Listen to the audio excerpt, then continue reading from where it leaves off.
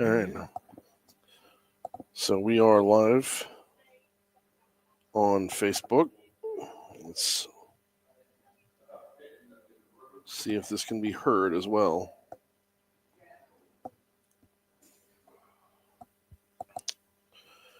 Do 1, 2, 3, 4. Ba ba ba ba.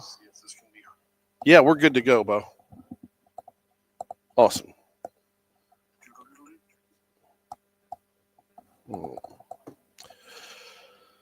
Oh, Nelly.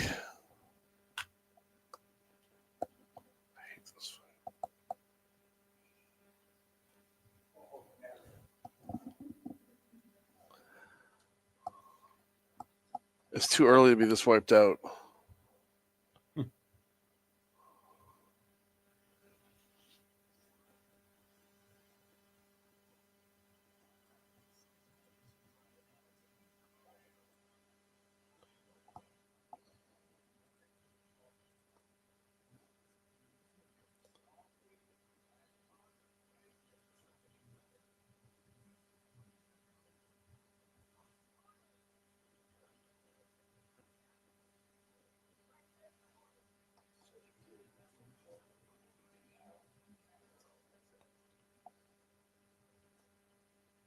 All right, Brian. Yeah, you just got introduced, so you want to roll? Yep. Let's go. 604 Talk 1073 FM WBRP Mornings with Brian Haldane off and running. Brian here with you. JP back in studio. We are on the road today. We're out at the Crown Plaza for the Louisiana Department of Insurance's annual conference. The tagline this year, Navigating and Securing Tomorrow. We've got a stacked up lineup for you while we're out here. Really appreciate the Department of Insurance for bringing me back out again. We did this last year. And it was amazing, and we're set to have an even more amazing show this morning as well. A lot of ground to cover throughout. We'll give you the rundown in a little bit. We'll walk you through everything we're going to be talking about today. But first, you know how we do when we get started in the morning. Little top stories and trending. Let's get it.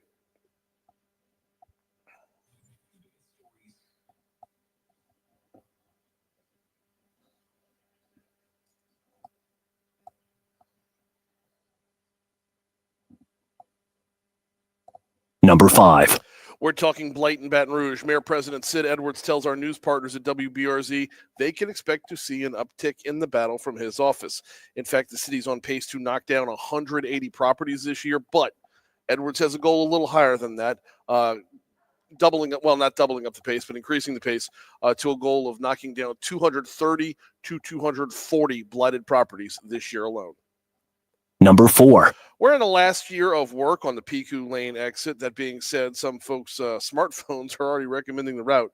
Rodney Mallow with DOTD says they aren't there yet, but with a little more patience, they will be. Number 3. With Baton Rouge EMS workers pushing back on a recent announcement that their department will be merging with the city's fire department, the mayor and emergency services leaders are trying to calm those anxieties. But after a town hall meeting yesterday led by Mayor President Sid Edwards, EMS Director Chris Landry, and Baton Rouge Fire Chief Mike Kimball, many of the EMS workers still expressed frustration at the meeting, which originally was meant to be closed, but Mayor Edwards decided to open up to reporters. Officials said no jobs nor promotion structure will be lost. EMS will keep control of their funding. Still, there's opposition to the merger. It is quite vocal, and the mayor's explained it on this show that literally nobody is losing their job. Number 2. Is former Governor John Bell Edwards going to run for Senate? As of now, he hasn't expressed any interest in doing so, but a recent column over at LaPolitics.com points out that not only is the Democrats' bench empty, their starting lineup is anemic as well. Edwards is a name that keeps coming up. We'll see where that goes as next year's election approaches. Number 1. Still holding it just Dexter out in the tropics right now, but we do still have 2 other disturbances that have got a 50-50 chance of becoming a name storm over the next 7 days. One of them is actually doing everybody on the the lower East Coast a favor right now. There's a disturbance, weak surface trough located several hundred miles off the coast of southeastern United States that is actually keeping the high temperatures in South Carolina and North Carolina today in the 70s. keeping them in the 70s right now. So it's doing some work out there. Meanwhile, there's a tropical wave in the eastern tropical Atlantic producing some disorganized showers. This one has a 50-50 shot of becoming a named storm.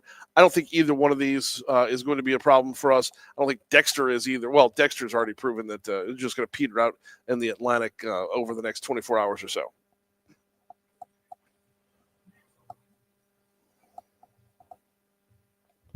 All right, Brian. Good morning. Good morning, John. How are you? I'm doing well. Coming to you live from the studio here. Yeah. How's it feeling out there? At the Crown Plaza, it's fantastic. They're setting up all the coffee right now. They're setting up, I believe, there's a full-on breakfast buffet going to be going on before it's all said and done. Look, I love when we're out on the road because you get to see a lot of the action. What's going on behind me we'll probably pick up over the next hour or so when registration opens up, probably an hour and a half from now, and people start to trickle in and whatnot. Right now, the sun's not even up yet, so we kind of have the hall to ourselves. Hey, there we go. Well, hey, as far as trending stories go, Louisiana officials are in talks with the Trump administration about using a wing at the Louisiana State Penitentiary to house immigrant detainees, according to the Advocate. I saw this using a wing in Angola. I'm curious about it. I want to learn a whole lot more about it. I saw the Advocate article about it. That and the way I read it is we're offering this up. It wasn't asked of us. We're offering it up. Okay, yeah. Really fascinating stuff there. Well, Brian, is Howard Stern about to retire? It's looking more and more like SiriusXM won't be renewing his contract, which will leave Stern with few options to continue his radio career. Why he can't go back to terrestrial radio? I mean, and if if SiriusXM can't sell him, and I don't know that SiriusXM is selling subscriptions on the same pace that they always have, or if they ever have, but man, that's a hell of a run for Stern. So I mean, it's I'm not really an active fan. I appreciate a lot of what he's done and who he's been, but yeah, I mean, at a certain point, you can't out-shock yourself every day for 50 years. Oh no, and maybe that's why he took a step back with a lot of that. As far as his artist interviews, I really enjoy those. Oh yeah, but as far as the sum of everything, it's man. Private Parts was a good movie. Wow. Yeah. Hey, speaking of Private Parts, Sophie Cunningham got hit in the face with an object at a recent WNBA game, and guess what? It was another adult toy. Another adult toy. Don't know if this one was green like the last two. But this is becoming a thing at the WNBA games where they're just letting them fly. They're landing on the court. I mean, it is a safety hazard to be sure. You would think you would be able to figure out who's doing this, right? Because, I mean, it is Indiana Fever games. They're the ones that are getting some attendance. So, but in most WNBA arenas, you could be like, sit back down, Steve. Right. Yeah, I don't know if we're seeing any of that, but she did go on the tweet, "You're going to hurt one of us." Well, yeah, I mean, if someone steps on it, they're going to roll an ankle, they're going to, tear an Achilles, something. What are we doing here? Yeah, exactly. And it's that's all we could say about that without getting dirty. I know, and that's why I'm trying to watch it. And all right. 611 at Talk 107.3 FM, WBRP. We are going to talk sports without adult toys in just a little bit. So, quick break, coming back next. All right, got you. Thanks.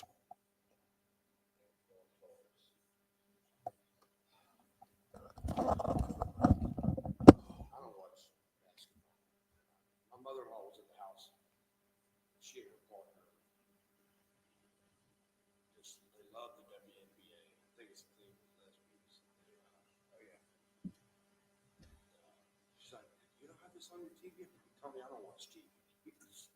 You're more than welcome to download whatever you would like. Yeah, both my daughters played basketball. One of them is still playing basketball. Wow. And it's that level, it's different. Yeah. Yeah, that level, it's different. Middle school, and all that. I'll watch it at middle and high. But once you get up, I'm not impressed. They're great athletes. I don't watch men's basketball outside of high school and college.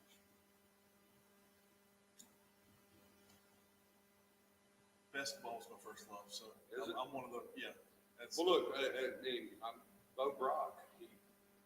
Bo is Mr. Mongoose. Mr. Mongoose, and he coached my son for a few years. Had me out there counting shots. You know, I don't think he ever looks at that shit. it was I don't know. It was nerve wracking. You're gonna track offensive turnovers and you're gonna track rebounds. Like, well, Yeah. you were a full-time attorney. He had the whole family out there because when you're tracking everything, you can't track it all. One person cannot. Right. And so each of us had clipboards, you know, to be engaged. Bo was a big fan of just take the shot. Yeah. He believed in the law of large numbers. Take enough shots to score points. Yeah. Which, when you try to uncoach them to coach them back to their real Be team. strategic. Yeah.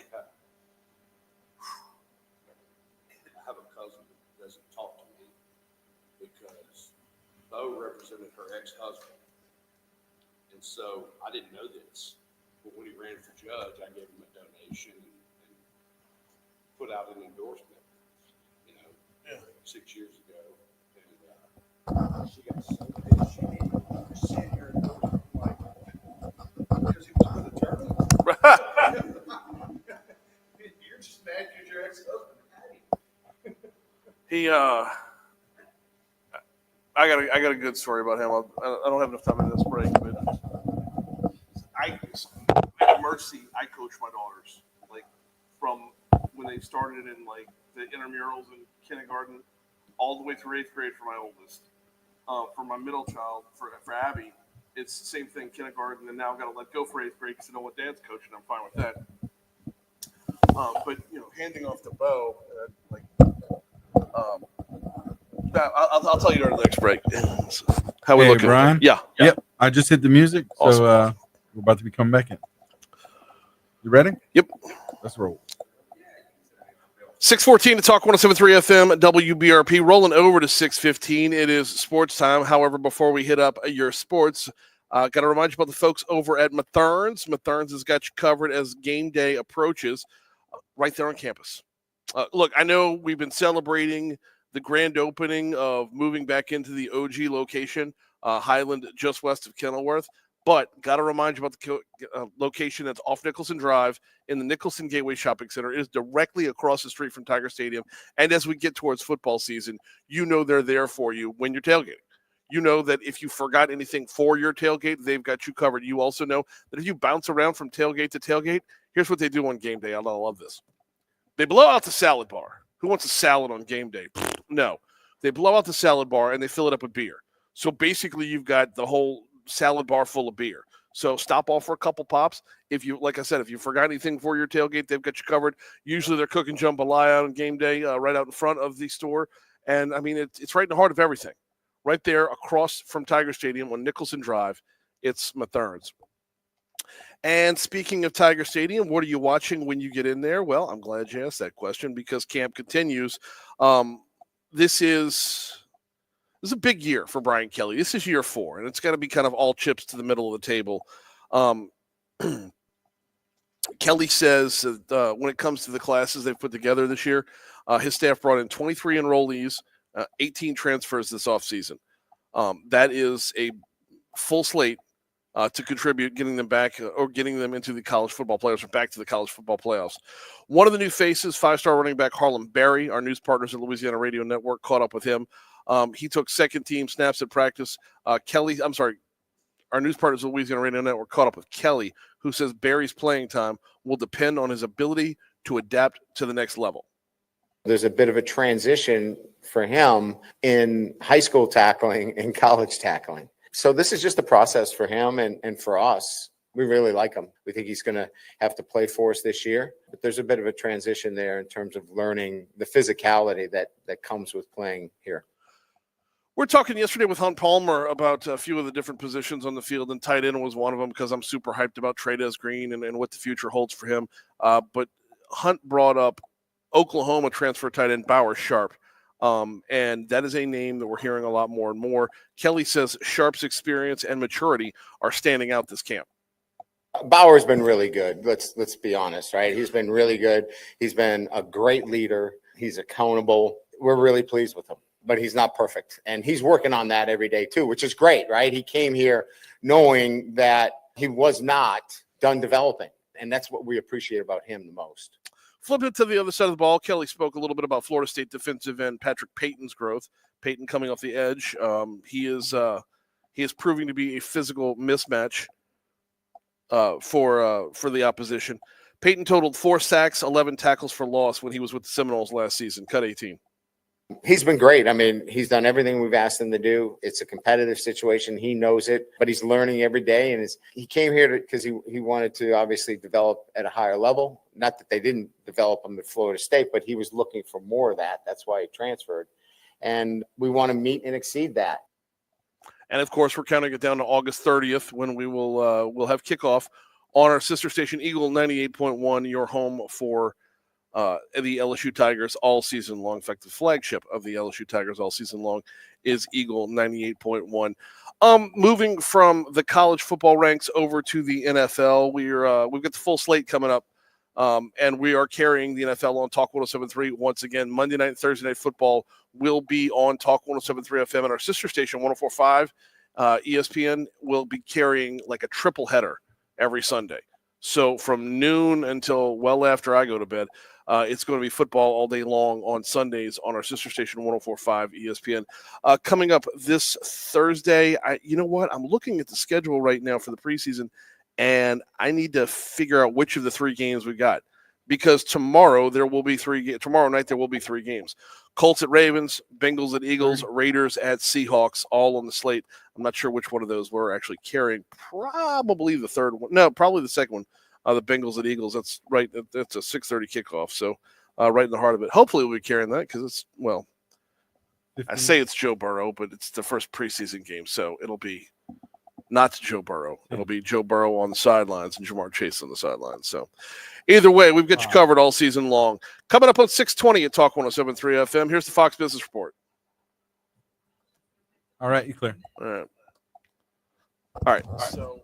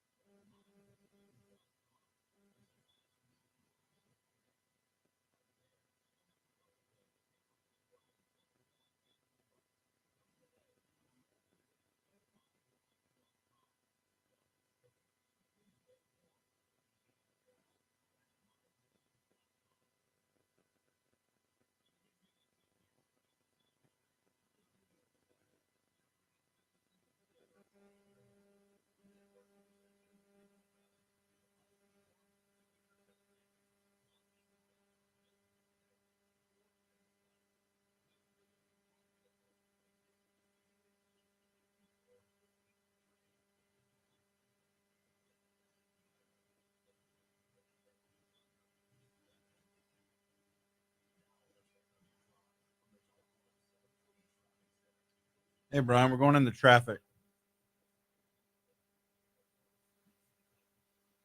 Hey, Brian.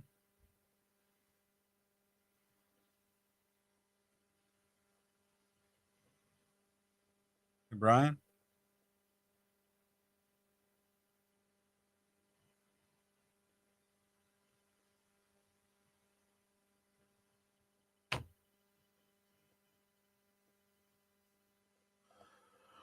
We're at Hey, Brian. 623 at Talk 107.3 FM, WBRP. Time to check your traffic real quick. And we are looking at, we're looking at some delays, actually.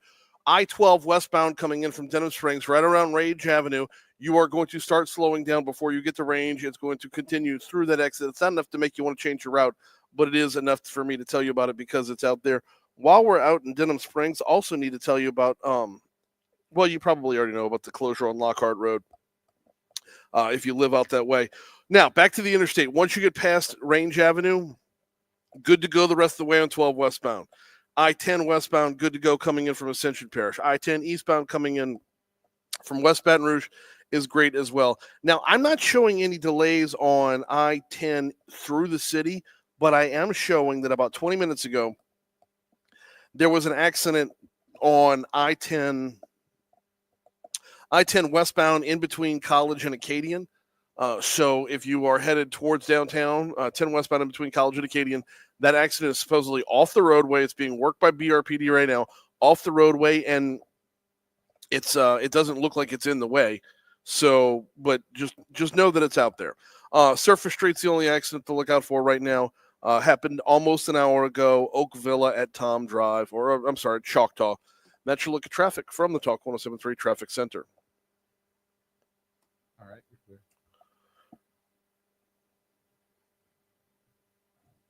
All right. Keeping it moving right here at Talk 107.3 FM. I have Central's Mayor Wade Evans written down on my next segment here, but you know what? We're going to call an audible and bring him in right now.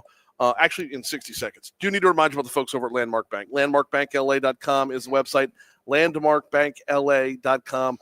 What you get from Landmark Bank is you get a banker. They are a community bank and have been for over 100 years now. Started in 1897. They're a community bank and have been that entire time. If you remember back to COVID and dealing with the PPP loans and whatnot, if you're a small business owner, you know it was very easy to get lost in the wash if you were dealing with any of the national, multinational, any of the big boys out there. But if you had a local bank, a community bank, you had a banker, you had someone to walk you through that process and hopefully keep your business alive through it because you develop a relationship. Nothing they can't do technology-wise, nothing they can't do when it comes to services, but you have a banker with LandmarkBankLA.com. All right, Central Mayor Wade Evans is with us. How are you this morning, sir? I'm doing wonderful, Brian. Got a little morning voice. You get the morning voice going. It's an early one for you. Yeah, very. It's I think usually when we have you in, it's in the 8 o'clock hour. Yeah. I get a little more time to get some more coffee. It's all my set up right now. warm-ups. So when we hit news at the bottom of the hour, I mean it's like right there. Yeah, so no, it's great. I think we might have to raid that before the rest of the folks get down here. You and I were talking during the break a little bit about the flood in 2016, and I mean, as the mayor of Central, that's still got to weigh heavy. Well, it definitely does. I mean, I'm here at the insurance conference to speak about how we turned a risk situation into a reward. The thing with the 2016 flood is it reshaped our community and it reshaped the mindset of people in our community. And so we have to be acutely aware of that with everything we do now. And so, look, as with anything in life, if you take the lessons you learn and make it better, then that's the success. And that's where we are in Central. And luckily for the work we've done, we've been able to parlay that into other areas and other communities. So they're able to work from our success and take our systems and implement them to make their communities better. We're going to talk a little bit on the back end because we got a break coming up here, and I'm keeping you through the next segment as well. So I want to talk a little bit about the how, though. I mean, it is one thing to say it, it's another thing to do it. And y'all have actually done it. So we're going to dive into the how in just a little bit. But broadening out a little bit, since you are taking part in this conference today, you have an active role as a speaker in this conference today. Give us a little behind the scenes of the overall.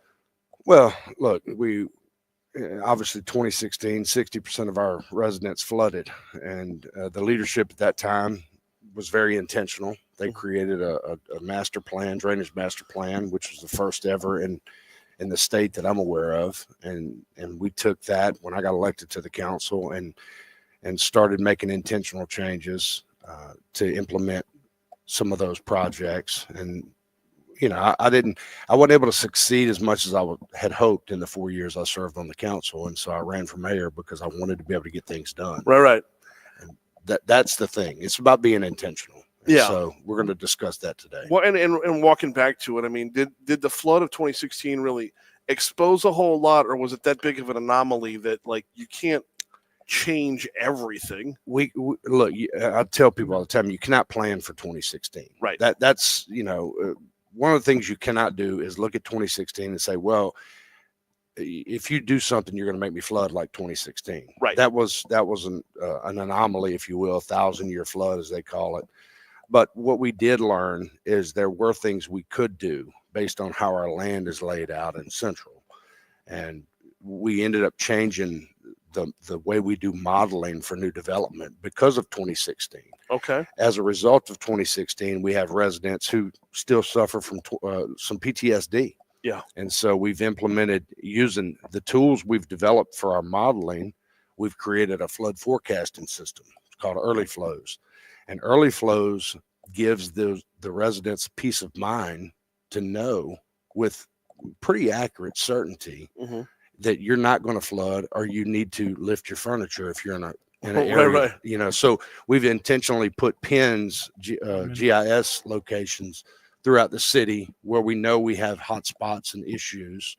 And so how do we alleviate the concern of the citizens so that they're not on pins and needles every time we have a bad rain? Yeah, I mean, I remember after the flood, it was there was a whole lot of here we go again. It's every time. A cloud in the sky, and it's like, oh, here we go again. Yeah, And I get it, I understand it. I mean, we were talking before. It's like we lost a rental home in Old Jefferson, and then our house in Sherwood took literally 2 inches of water.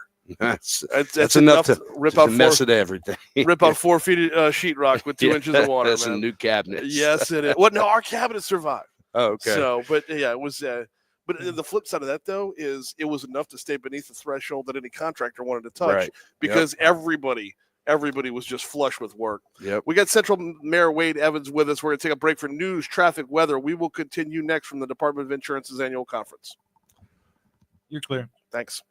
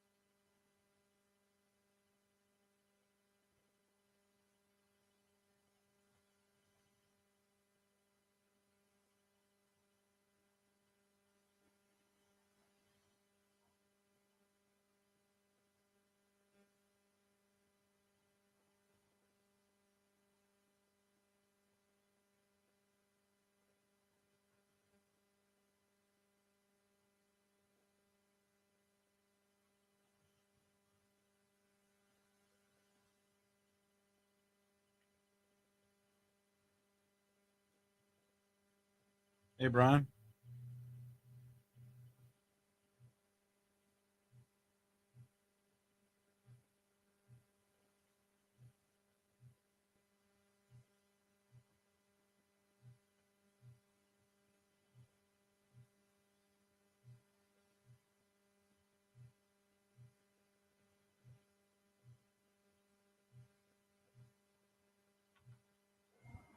We back? Yes. All right. Ready? Yep. Coming up on 637 at Talk 107.3 FM, WBRP, Mornings with Brian Haldane, rolling right along. We've got exactly 10 minutes left with Central Mayor Wade Evans before we've got to keep the show moving and rolling along. Mayor Evans, let's talk a little bit about the flood rating change project, and wanted to get into the how of what y'all have gotten done out there.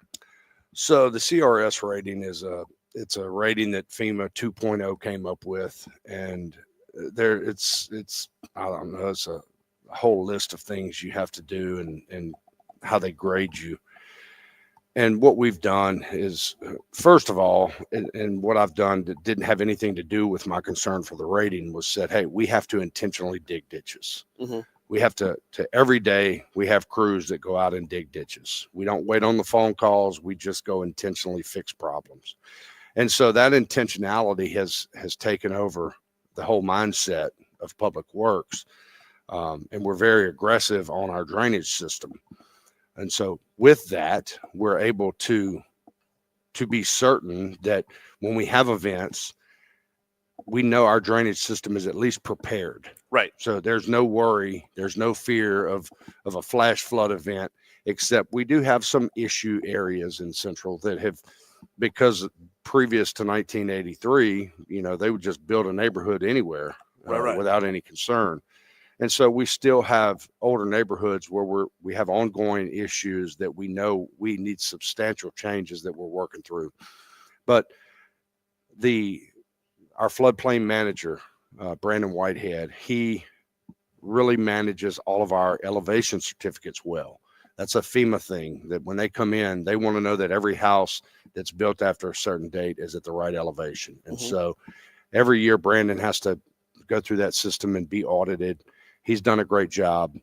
We built the flood forecasting system, which is a tremendous benefit because it gives an early warning to our citizens, which in FEMA's eyes, having an early warning means you minimize risk. Yeah. So we got a lot of points for that, as well as how we do development. We also implemented some legislation about building in a conveyance zone. So water conveyance, if you look at Central at 62.8 square miles, we're on a bit of just a slope from the north to south is 100-foot different in elevation. Okay. Yeah. So water flows. Well, that's significant. Yeah. Yeah. Northwest corner is at 114 feet. Southeast corner at the confluence of the rivers is 14. Oh, wow. And so we knew that the way we did development and the way everybody has done development forever is they calculate the amount of water that falls from the sky. And so I said, guys, why are we not calculating what flows onto the property as well? Right. And so we redid our building codes and development laws, and we implemented the offsite drainage analysis model, which calculates the impacts of the surrounding areas for any I development. hope it's coming. John, we hear everything, man. I'm trying not to freak out, but it's like so what we do is when we approve a development, we just simply have it ran through our model, and I can assure our citizens with engineering certainty that what we're approving or not approving will not flood them. I can't say anything about the schools or anything else, but remember the PTSD that people experienced. Anytime you have a development being proposed, they say you're going to flood me. Right. So we created this insurance policy to help them understand this development. It may increase traffic, it may cause school crowd, and it may do all those other things, but flooding is not what it's going to do. It's going to improve your flood problems. How tough of a sell is that? Because how often do we talk about it? Normally it's in terms of public safety. You could be safe, but do you feel safe? When you look at crime numbers and whatnot, you could be safe, but not necessarily feel safe. How, I would imagine there's pretty much a direct translation right there to say the exact same thing. You can be safe from a flood, but not feel safe from a flood. Well, I think one of the issues is with with civil engineering, people trust structural engineers. Mhm. I mean, you and I trust this, whoever designed this building, so this roof's not going to collapse. Right. We trust the engineer that built our car. We trust the engineer that built the elevator. The problem is people don't trust civil engineers, and it's not the civil engineer's fault. It's the system's fault, because previous legislation did not require you to calculate the water that flows on the property. And so when you build property and you build it up and you don't have a area of conveyance around that property to capture the water that flows onto it, and when you don't have the detention designed to capture that water, Right. you have flood problems. And so in Central, we've implemented laws to protect against that. And in doing so, we've, other municipalities and parishes have looked at our model and said, we need to implement that here. And so our partners that we're working with are able to parlay that business into other areas, which is a win-win for everybody, because we're helping other municipalities from the work we're doing. How much does it limit you in your own backyard when it comes to development or growth of Central?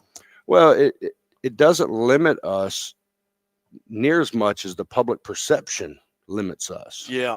The pitchfork crowd, they show up. And many of these people live in neighborhoods that previous pitchfork crowds showed up and fussed about. Mhm. Everybody who lives in a neighborhood is living somewhere where they used to have cows, especially in Central. And so part of the problem is we have to communicate with people. We have to be honest. Change is not necessarily a bad thing. If you think about us as humans and look in the mirror today versus 20 years ago, we're not the same. Right. And to keep a landscape looking the same is very expensive. To keep Graceland looking like 1976 is very expensive. Sure. To keep beautiful women looking like they don't have lines on their face, it costs a lot of money.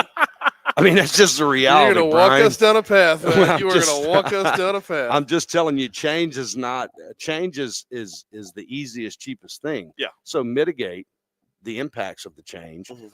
and do that in a way that's good for your community, because having a geographical area that's full of things that change and you think it's not going to change. So the first part is having honest conversations. The second part is having good laws. Right.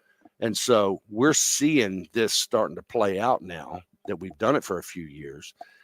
We're seeing existing developments that want to make changes now have to come back under our new law, and they lose 100 lots. You referenced earlier getting outside of Central where you can be replicated. Now, how much of this is direct because geographically, topographically, not everybody is Central? Right. Correct. So how much are folks able to copy and paste what y'all are doing versus, look, it's water cherry picking? Water will always find a level. All right. So it doesn't matter how flat or how hilly you are. Mm. Water will always fall, hit the ground, and go somewhere. And as that water's going somewhere, it's going to impact something. Right. And so you have to model for all that. And that's how you do it. So it's easy to replicate no matter where you are. I mean, unless you're on the side of a mountain. Right. But the reality is, in Louisiana, we're relatively flat per se. I mean, you look at Central, it's flat. But when you look at how water flows, we got 5 dedicated watersheds that every drop of water, we know where it goes and we know where it flows. So we've implemented laws about building in those flow areas as well. Mhm. We make you a single home. You can't just go build a home on your property without us knowing, okay, the water normally flows right here. If you're going to build your home here, you've got to mitigate this flow somewhere else. Otherwise, you're going to hurt your neighbors upstream. And so that's the things we've done. We got just a minute or so left here with Central's Mayor Wade Evans. The program that you're doing today, the talk you're giving today. I mean, you've probably encapsulated a lot of it already, but if you had the elevator pitch, the one message you want folks to take away from your talk today is going to be what? Well, government needs to be intentional. They need to intentionally fix the problems government is responsible for, which is localized drainage and roads and obviously public safety. But also you can't just stop commerce. And so you have to plan for commerce. And to do that, you have to have adequate knowledge of what's going on in your city. Mm-hmm. And so having a drainage master plan is huge, as well as having an intentional maintenance plan for everything you already have. Right. And then ensuring that everything that's built is built to the code that you have developed and making sure it's done properly. And those 3 things put together give you a community that's very resilient, and FEMA looks at as a success. You know what, JP, we're going to go over by 1 minute here because I got one more follow up for Wade here. And that is one of the problems that we have is when it comes to something like that, you've already got everything written out. You're on the right path. But the way we are built politically, there lacks continuity. How do you make sure it carries over to the next administration? Well, look, you have to. You're nowhere near nowhere near done. But we have to keep the voters educated, and so you have to elect people who understand the issues. Elections shouldn't be popularity contests. They should be legitimate vetting processes of the candidate that's coming in to make sure they're qualified. But we've gotten away from real debate. We want to go to this staged. We get questions and time to answer. Right.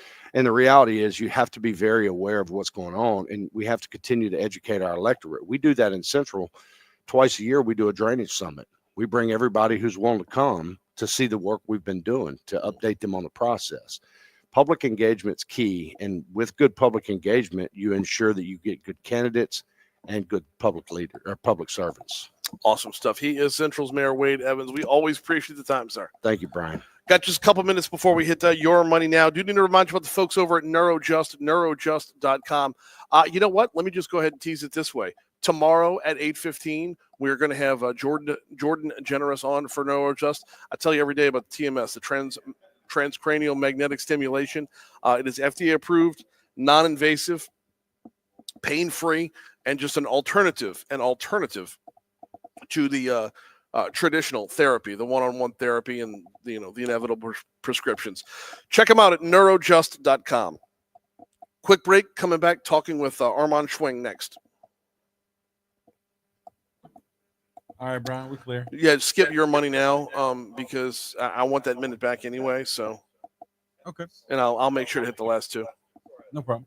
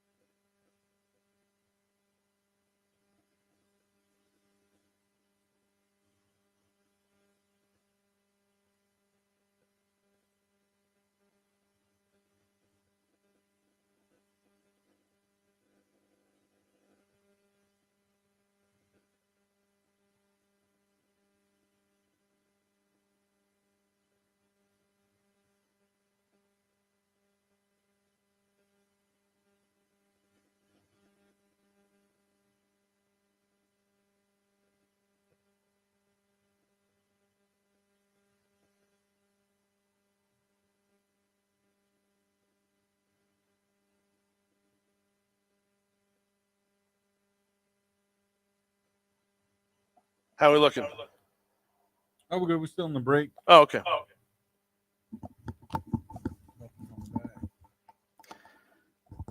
And of course, we're always on Facebook Live. So, man, I hate these things. They mess up my hair. that's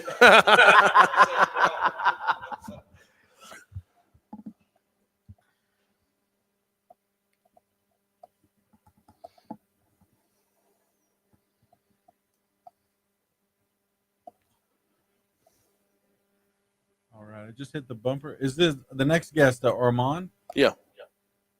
Okay, I'm just making sure because I'm actually recording it through Sterlitz on this end. I mean, not Sterlitz, Audition. So Yep. just wanted to be sure. Okay, we're good to go. 651 at Talk 107.3 FM, WBRP Mornings with Brian Haldane rolling right along. We're out on location today. They let me out of the studio. Not too far, though, over off of a Constitution, off of College at the Crown Plaza for the Louisiana Department of Insurance's annual conference. We're going to be bringing you inside the world of insurance from just about every angle possible throughout the morning. And one of those angles is taking you to an agency. The Schwing Insurance Agency, their CEO, Armand Schwing, is with us right now. How are you, man? I'm doing great, Brian. How are you this morning? I'm doing very well as well. I tell you what, let's start with like a 60-second background because you have been in this business for a long time. Your family's been in the business for even longer. Give us the quick synopsis of the Schwing Insurance Agency. Sure. Well, we're in a small market. We're in New Iberia, Louisiana. So we're a multi-line agency. We primarily focus on property and casualty. Yeah. My personal focus is on commercial lines insurance. And we have a great personal lines department that takes care of our people. And my grandfather started the agency in 1935. Okay. My brother and I are current owners. We're third generation. I have my daughter in there. She's fourth generation. Sometimes I walk through her office and I think, oh gosh, this is child abuse. The business has gotten more difficult exponentially over the last 10 years or so. And it's mostly related to everything we see in the media and the things we hear about insurance pricing, insurance difficulties. So we're working hard to navigate that. We've got a good base to work from, and we've educated ourselves on the issues and try to do our best to make sure that our insureds are educated. And I think that's where everything starts. Okay. So with that, we've seen a lot of movement at the Capitol over the last couple of years in the world of insurance and insurance reform. All that movement, is it getting us anywhere? I'm I'm cautiously optimistic. Okay. I'll be honest. There were some good things that were done in this last legislative session, but they started off as better bills before they became law, and they were watered down to some degree. I think we passed some bills and became law, things that negate some of the good progress we made. I think the biggest thing that we all need to understand is that, this problem, the way to solve it is through education.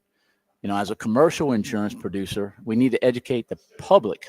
As a commercial insurance producer, our insureds understand insurance better. We take the time to provide them with risk management tools, talk to them about how the role they play in affecting their insurance premiums. We don't do as good a job with personal lines insurance, the everyday purchaser of homeowners insurance, automobile insurance. They don't understand the way insurance works. They don't understand what their role could be in trying to reduce their personal premiums. And so it's our job to really do a better job of making sure they understand where they fit. Insurance Commissioner Tim Temple, the first time he came on my show, he says, I know insurance isn't sexy. And it's like, but why? Why, if you're telling me on one day I've got $7,000 annual premium, $7,000, and then the very next day my premium's going to double, if I'm losing $7,000 out of my bank account, you've got my attention. Right. Like, why are we not as educated as we should be? Well, I think insurance is complex, and it's also simple, right? Insurance is dollars in, dollars out. It's not that complicated. But where the dollars come in and then how they go out is what the public needs to understand. There's reinsurance costs, there's agents' commissions, there's overhead, and of course the big driver, claims costs. And so it's about educating people on their role in mitigating claims costs. It's about letting them know where those claims costs go as it relates to property insurance. Building better it will benefit the consumer because it will reduce claims. As it relates to auto insurance, understanding that all the billboards that say you can win the lottery if you've been involved in an accident, and they take aim at the big bad insurance company. The public needs to understand the insurance company only gets money from the public. It's kind of like the government. They tax and they spend. When they spend too much, they got to tax more. When claims costs go up, then we have to charge more to the individual premium payers. Right. Right. And that's where it gets frustrating, because for so many of us who never ever make a claim, we're still picking up the tab for those who do. That's correct. And it's the way it goes, because when you do have that claim, somebody else has kicked in a little bit to pay your pay your claim in their premiums. The law of large numbers is what it's always been about as it relates to property insurance. We've seen a movement of the population of the United States toward the coastal areas. People want to be where there are better recreational opportunities, where quality of life is better. Mm-hmm. And guess what's in the coastal areas? More exposure to cat claims. Right. And then, of course, we're seeing cat claims go, tornadoes, hailstorms, wildfires, things that, they've grown exponentially over the years. I got about 2.5 minutes left with Armand Schwing talking a little bit about insurance reform. I want to pivot over to the conference here. What's your role here? Are you are you looking to soak it all in? Are you presenting? What do we got going on? I'm both a presenter and someone here to learn and get more. I wish the public were more involved in this. I'm presenting two panels today at lunch. I'll be talking about economics of resiliency. So, building better, how government can play a role in that, how business can play a role in that. What we can do to, shore up our structures. And then in the afternoon, I'll be doing tort reform review. So, okay. Yeah. All right. Looking forward to both of those. When it comes to shoring up our structures, are we moving in the right direction there? I mean, the fortified roof program is out there, but it's just one piece of the overall home. I think the key, again, as I mentioned in the beginning, education. That's as certain as Brother Starnes is the meat maestro. I mean, the truth is we got to let people know how building resiliency will take their premiums and lower them, how they will not have the claims or as big a claim if a storm comes through. If you look to Alabama and the way they implemented the fortified roof program, my goodness, Hurricane Sally came through. The proof was in the pudding. I mean, you looked at homes side by side. One is a fortified roof and one is not, and the damage was discernible, the difference between the two. And what we do for our own homes is one part of the equation. What the government can do for us from a protection, like CPRA, their role in this whole equation is like completely out of our hands, but at the same time pivotal as well. Oh, I agree completely, because if we don't restore our coast and provide that buffer zone for storms coming through, then we're placing everybody at greater peril as every day goes by and we lose wetlands. He is Armand Schwing, been visiting talking a little bit about insurance reform. We're coming up on the top of the hour. I asked the same thing from Wade earlier. Your presentation. Let's deal with your presentation on shoring up the homes. Elevator pitch on that is what? The elevator pitch is it's not only economically feasible, but it's emotionally feasible. People put a dollar amount on their things in their homes, but there are things in there that may not be of value to anyone but them. And emotionally, you want to protect those. Building resiliency protects the things that are important to you. Awesome message on the way out. Armand Schwing, we appreciate a couple minutes. Thank you, Brian. 7 o'clock, here comes news. Hour 2 is next. All right, you clear.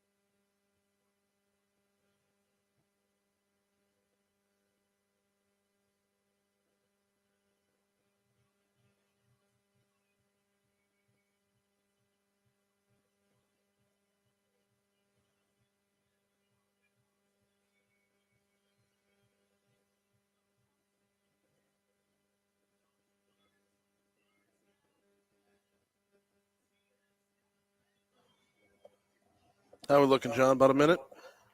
Oh yeah, well we could go when you're ready. We just the beat just dropped, so Oh, sweet. Let's go. yeah. All right, Hmm. let's go. 7:05, Talk 107.3 FM, WBRP, Mornings with Brian Haldane, rolling right along. Hour 2 coming your way right now. Brian here with you. JP's back in studio. I am out on the road today. I'm at the Crown Plaza for the Louisiana Department of Insurance's annual conference, 2025 edition, Navigating and Securing Tomorrow. I've already had a couple of great guests on the show, and we've got a whole lot more coming your way. Coming up in our next segment, looking to track down Sean, man, I hope I'm pronouncing this right, Cavaligan.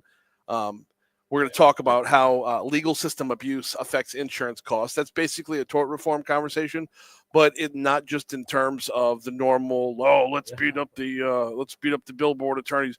No, we're going to be talking a little bit about those who are out to actually do ill and scam the system. That'll be a big topic of conversation. 7:35, we're going to have Insurance Commissioner Tim Temple coming your way. Got a lot to talk about with him, just about the importance of the conference, maybe a few individual questions as well. In the 8 o'clock hour, I'm looking forward to this a great deal, because one of the things when it comes to our insurance costs is, and you heard Armand say this in the last hour, hey, look at Alabama. Look how they're doing it. Look at Florida. Look how they're doing it. Okay, well, let's do that. 8 o'clock hour, we've got Alabama's Insurance Commissioner Mark Fowler, and we're going to have Florida's Insurance Commissioner Mike Jaworski. Both of them will join us next hour. Right now, though, you know how we start the second hour of the show. Top stories and trending. Let's get it.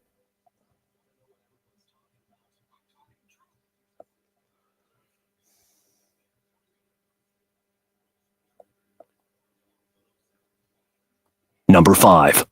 A proposed LNG export terminal in southeast Louisiana is making its way through federal review, bringing a multi-billion-dollar energy project one step closer to the reality. This is Gulfstream LNG. They've secured acceptance from the Federal Energy Regulatory Commission, officially launching the environmental and technical review phase that will determine whether or not the project can proceed. I'm grabbing this one from the Daily Report, who lets us know the plans are for a 418-acre site near Belle Chase, prime Mississippi River access along the way. Number 4. Number 4 takes us to, talking a little bit about blight in Baton Rouge. Mayor President Sid Edwards told our news partners at WBRZ that they can expect an uptick in the battle against blight from his office. What kind of uptick? Well, right now the city's on pace to knock down 180 blighted properties before the end of the year. Mayor Edwards would like to see that number get all the way up to 240. Number 3. We're in the last year of work on the Piku Lane exit, but the exit isn't open just yet. Now, why am I telling you that? Because some folks' smartphones are already recommending the route. Rodney Mallett says, no, not so fast, but give us a little bit of patience and we'll have everything up and running. It's darn close if you drive fast and look at it. It's looking good. Number 2. Still a lot of pushback on the merger between EMS and the fire department, and this is in spite of yesterday a town hall meeting was held where Mayor President Sid Edwards, EMS Director Chris Landry, and Baton Rouge Fire Chief Mike Kimball all got together to hope, allay some concerns. It was originally supposed to be a closed meeting. Mayor President Sid Edwards said, no, let's bring reporters in here. Basically, the long and the short of it is some tightening of the belt will happen through attrition, but nobody is losing their job along the way. Number 1. Is former Governor John Bell Edwards going to run for Senate? As of now, he hasn't expressed any interest in going after this gig, but a recent column at lapolitics.com points out that not only is the Democrats' bench empty in Louisiana, but their starting lineup is anemic as well, and Edwards seems to be the name that everyone keeps coming back to.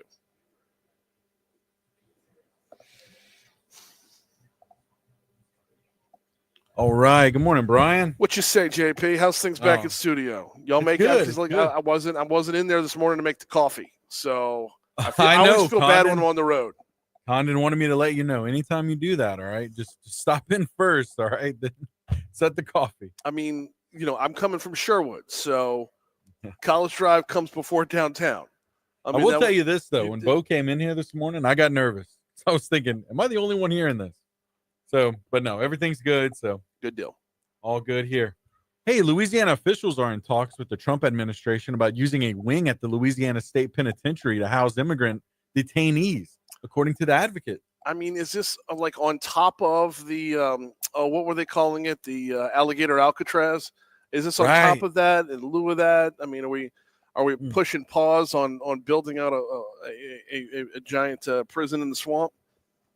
Ah, Well, I look, hope not. there's a lot of similarities there with Angola, because one side of it basically is the swamp. So, Oh, indeed, it definitely is. yep. In other news here, is Howard Stern about to retire? It's looking more and more like SiriusXM won't be renewing his contract, which will leave Stern with few options to continue his radio career. So there's no way he goes back to anything terrestrial, right? There's no way like an No. iHeart picks him up or an Odyssey or anything like that. There's no way you're going to turn your FM car radio on in the morning and hear the Howard Stern show. That's just gone.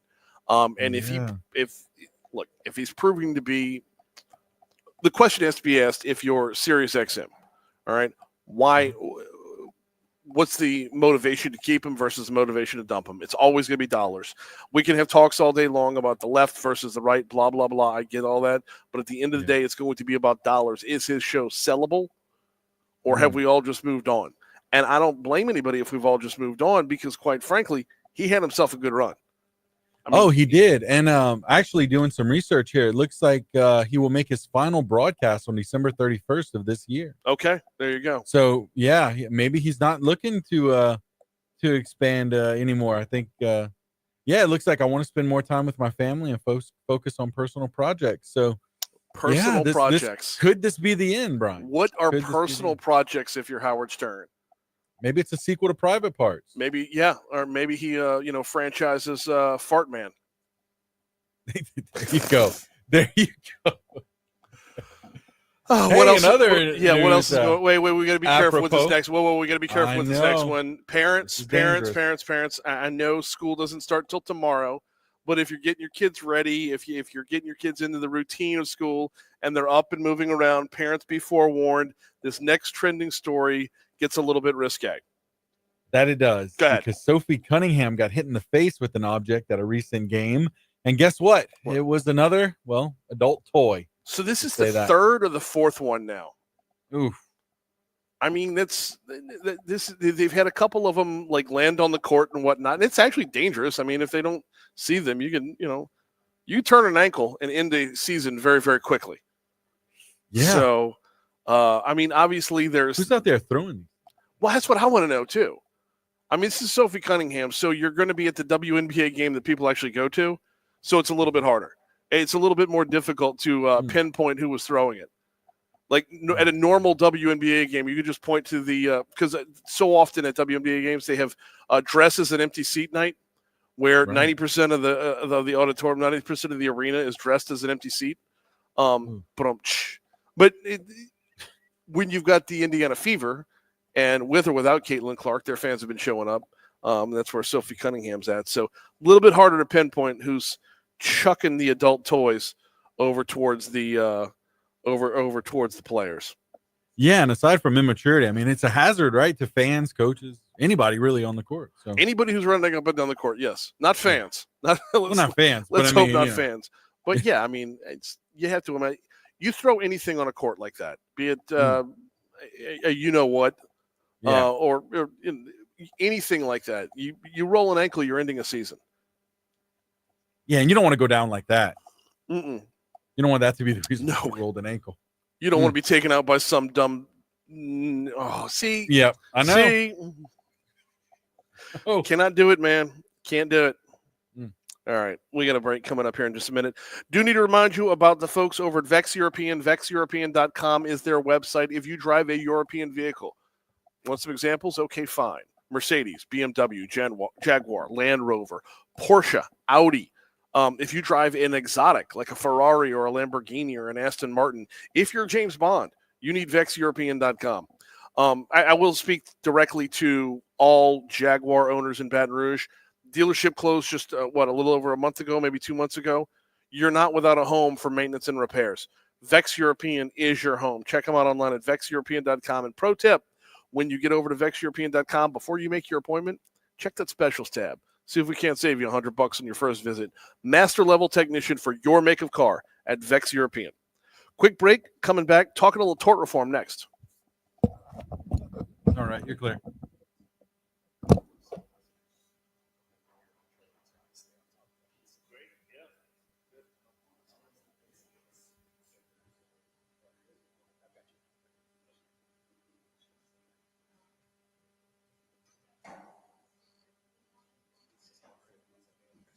Sean? Yeah. Hey, Brian. Hey, nice to meet you. Nice to meet you. Kevin? Kevin. Yeah.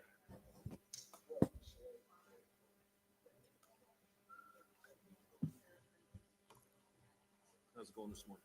Going well. Going well. This is their second time bringing me out for this.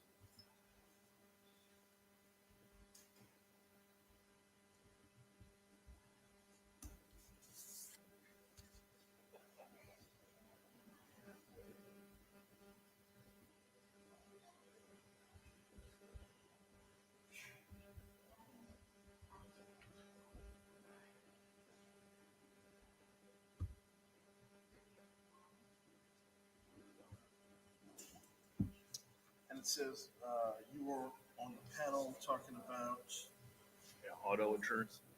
the session will provide a discussion of tort system cost drivers. Yep. Where do you want our conversation to head? Really, it's. I think that the cost drivers, what that means, and how we've studied it and stuff like that. Just that in this state in particular, you've got a really high claims frequency, twice the national average, and then you also get a lot of medical involvement in claims. I think at least some of this reform work to address that. There's some other work too still ahead with.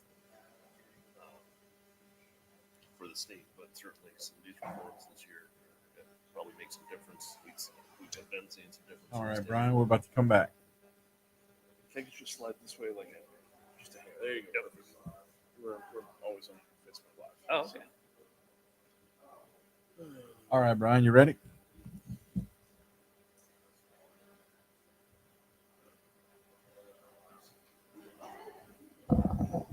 Hey, Brian. How we looking, John? All right, yeah, I was calling for you. Sorry. Yeah, we're ready to go. All right.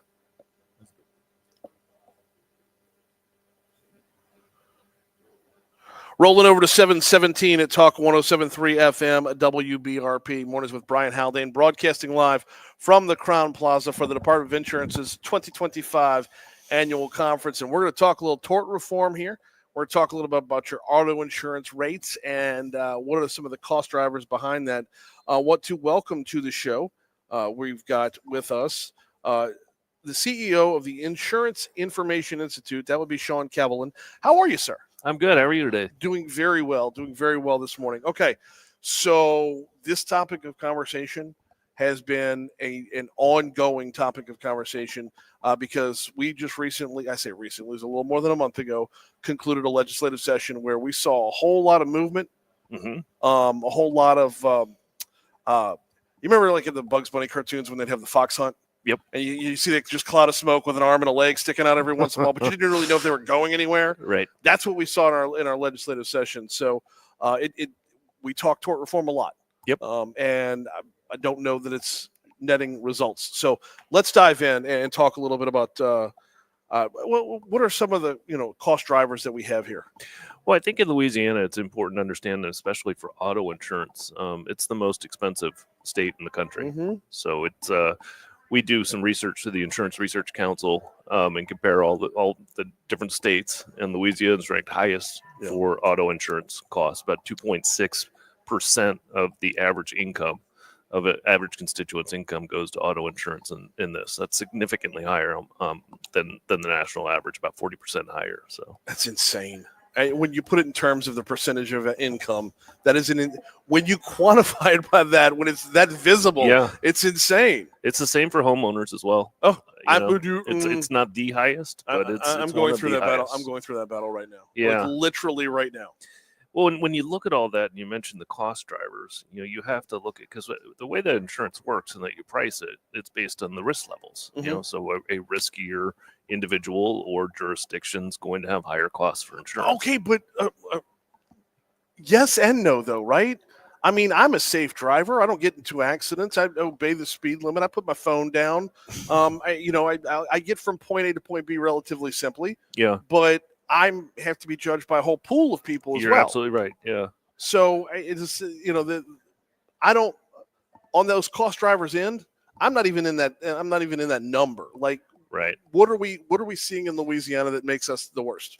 Well, you've got one in particular that's troublesome is you've got a lot of underinsured motorists out there. Okay. Right? So people don't have enough insurance to be made whole.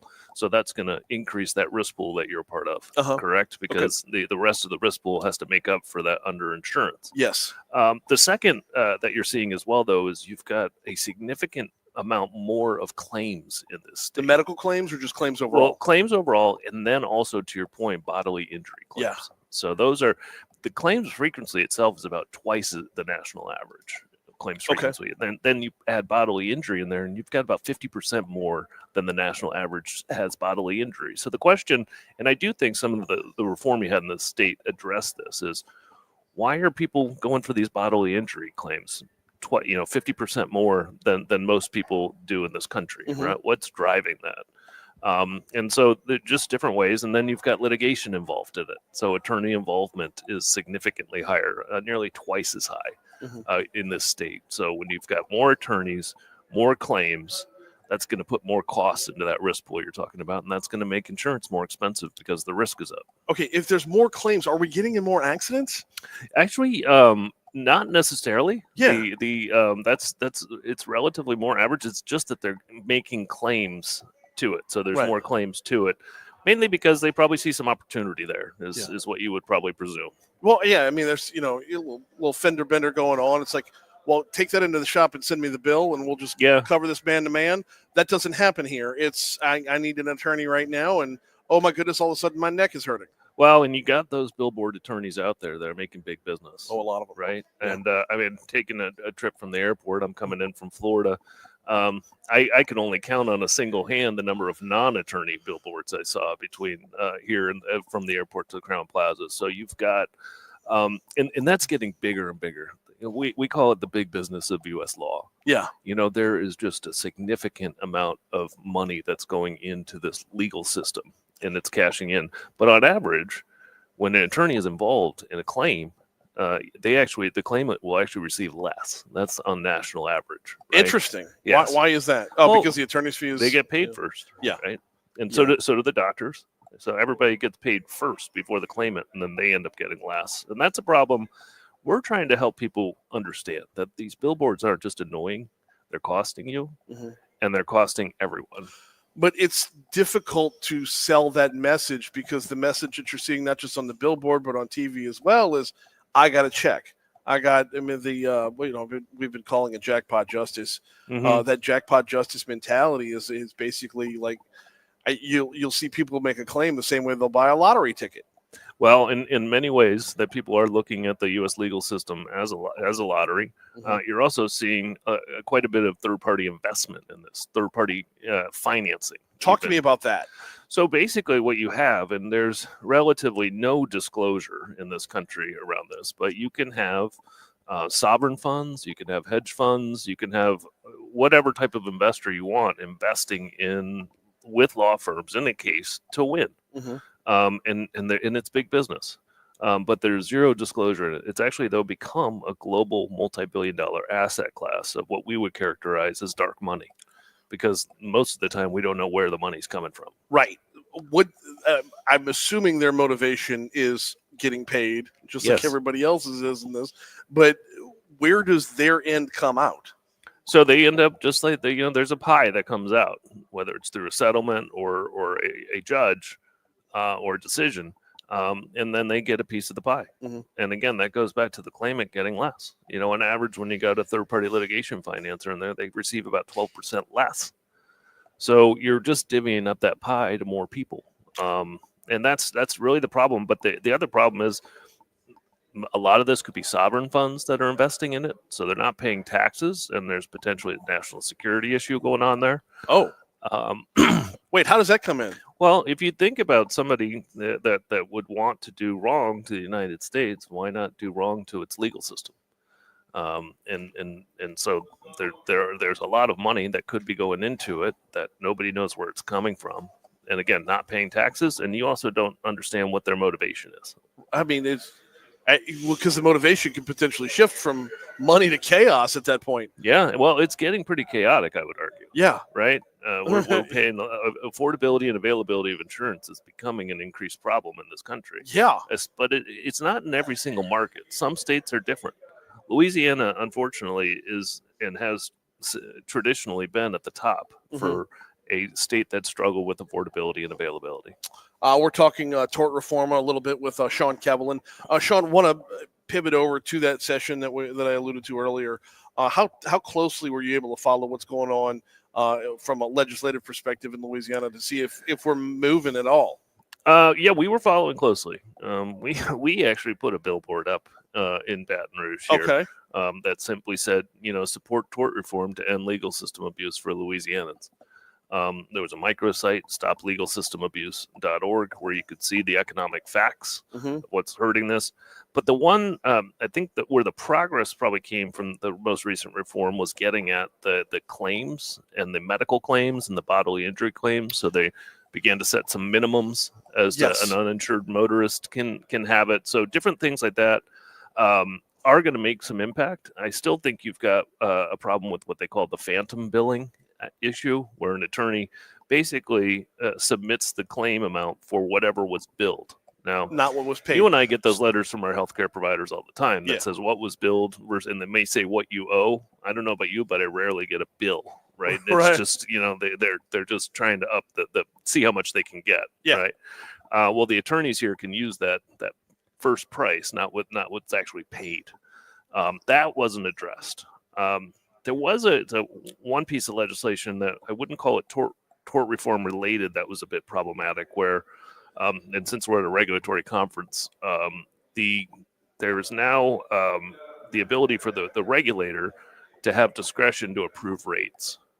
So, yep, and House Bill 148 was what it was, and that was it made it appear like Tim Temple can just go in and just write prices down wherever he wants. Yeah, I mean, I know Commissioner Temple pretty well, and I don't think that would be the problem, but necessarily with that individual. Right. But what happens in those states, you look at a state like California, where California, if you need to increase insurance rates over 7%, then you need to go through a whole review process that's run by consumer organizations.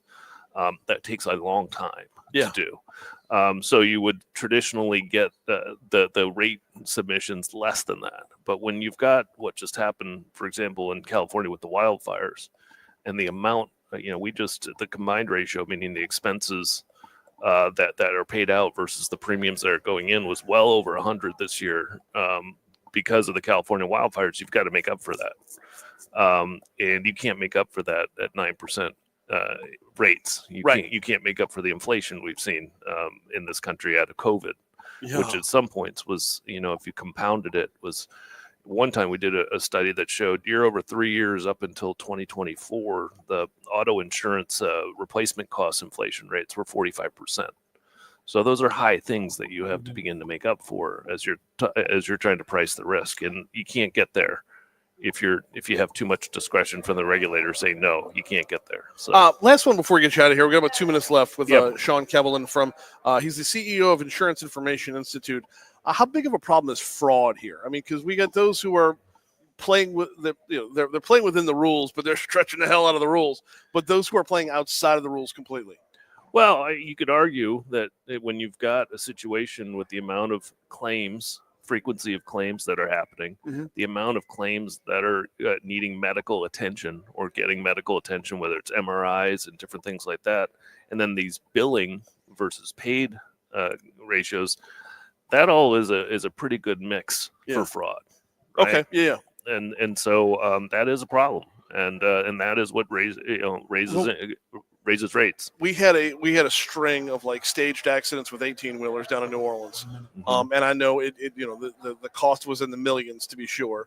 I didn't know how big of a chunk of the pie that was. Oh yeah, in the commercial auto space is the line of business, what we call line of business commercial auto, that's a big victim of legal system abuse because you get big number liability cases out of those, right? Yeah. So that line of business in particular has struggled for close to 10 years now in terms of getting itself in a profitable place. It's simply very, very hard to do. He is Sean Kevelin with the Insurance Information Institute. Man, I appreciate a couple minutes this morning. Thank you Yeah, so much. thank you. Appreciate it. Absolutely. We're coming up on 7:30 at Talk 107.3 FM, which means we need to check news. We will check traffic. We will check weather. When we come back on the other side of the break, Insurance Commissioner Tim Temple is in the house, and he will join us next right here on Talk 107.3 FM. Don't forget, we've got in the next hour, insurance commissioners from both Alabama and Florida are going to join me. Right now, here's ABC News. All right, you're clear. Good. Thank you. Awesome. Yes, sir. Awesome. Thanks. I would look into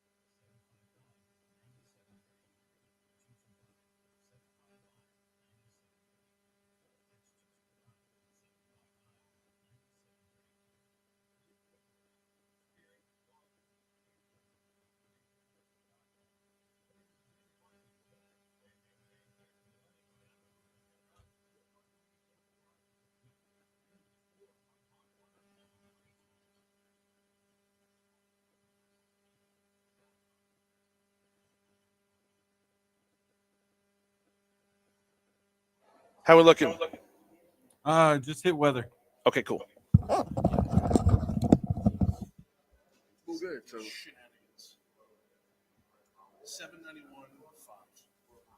That was your expiring.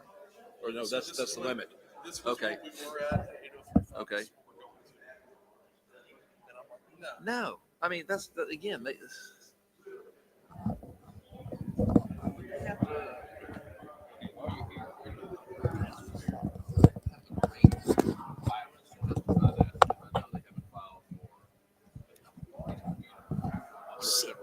Yeah, but to go the dwelling from 430 up to 791. All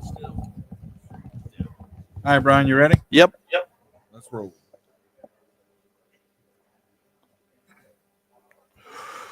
Seven 36 at Talk 107.3 FM WBRP. Mornings with Brian Haldane rolling right along. We are broadcasting live from the Crown Plaza Hotel this morning because our Department of Insurance is having their annual conference.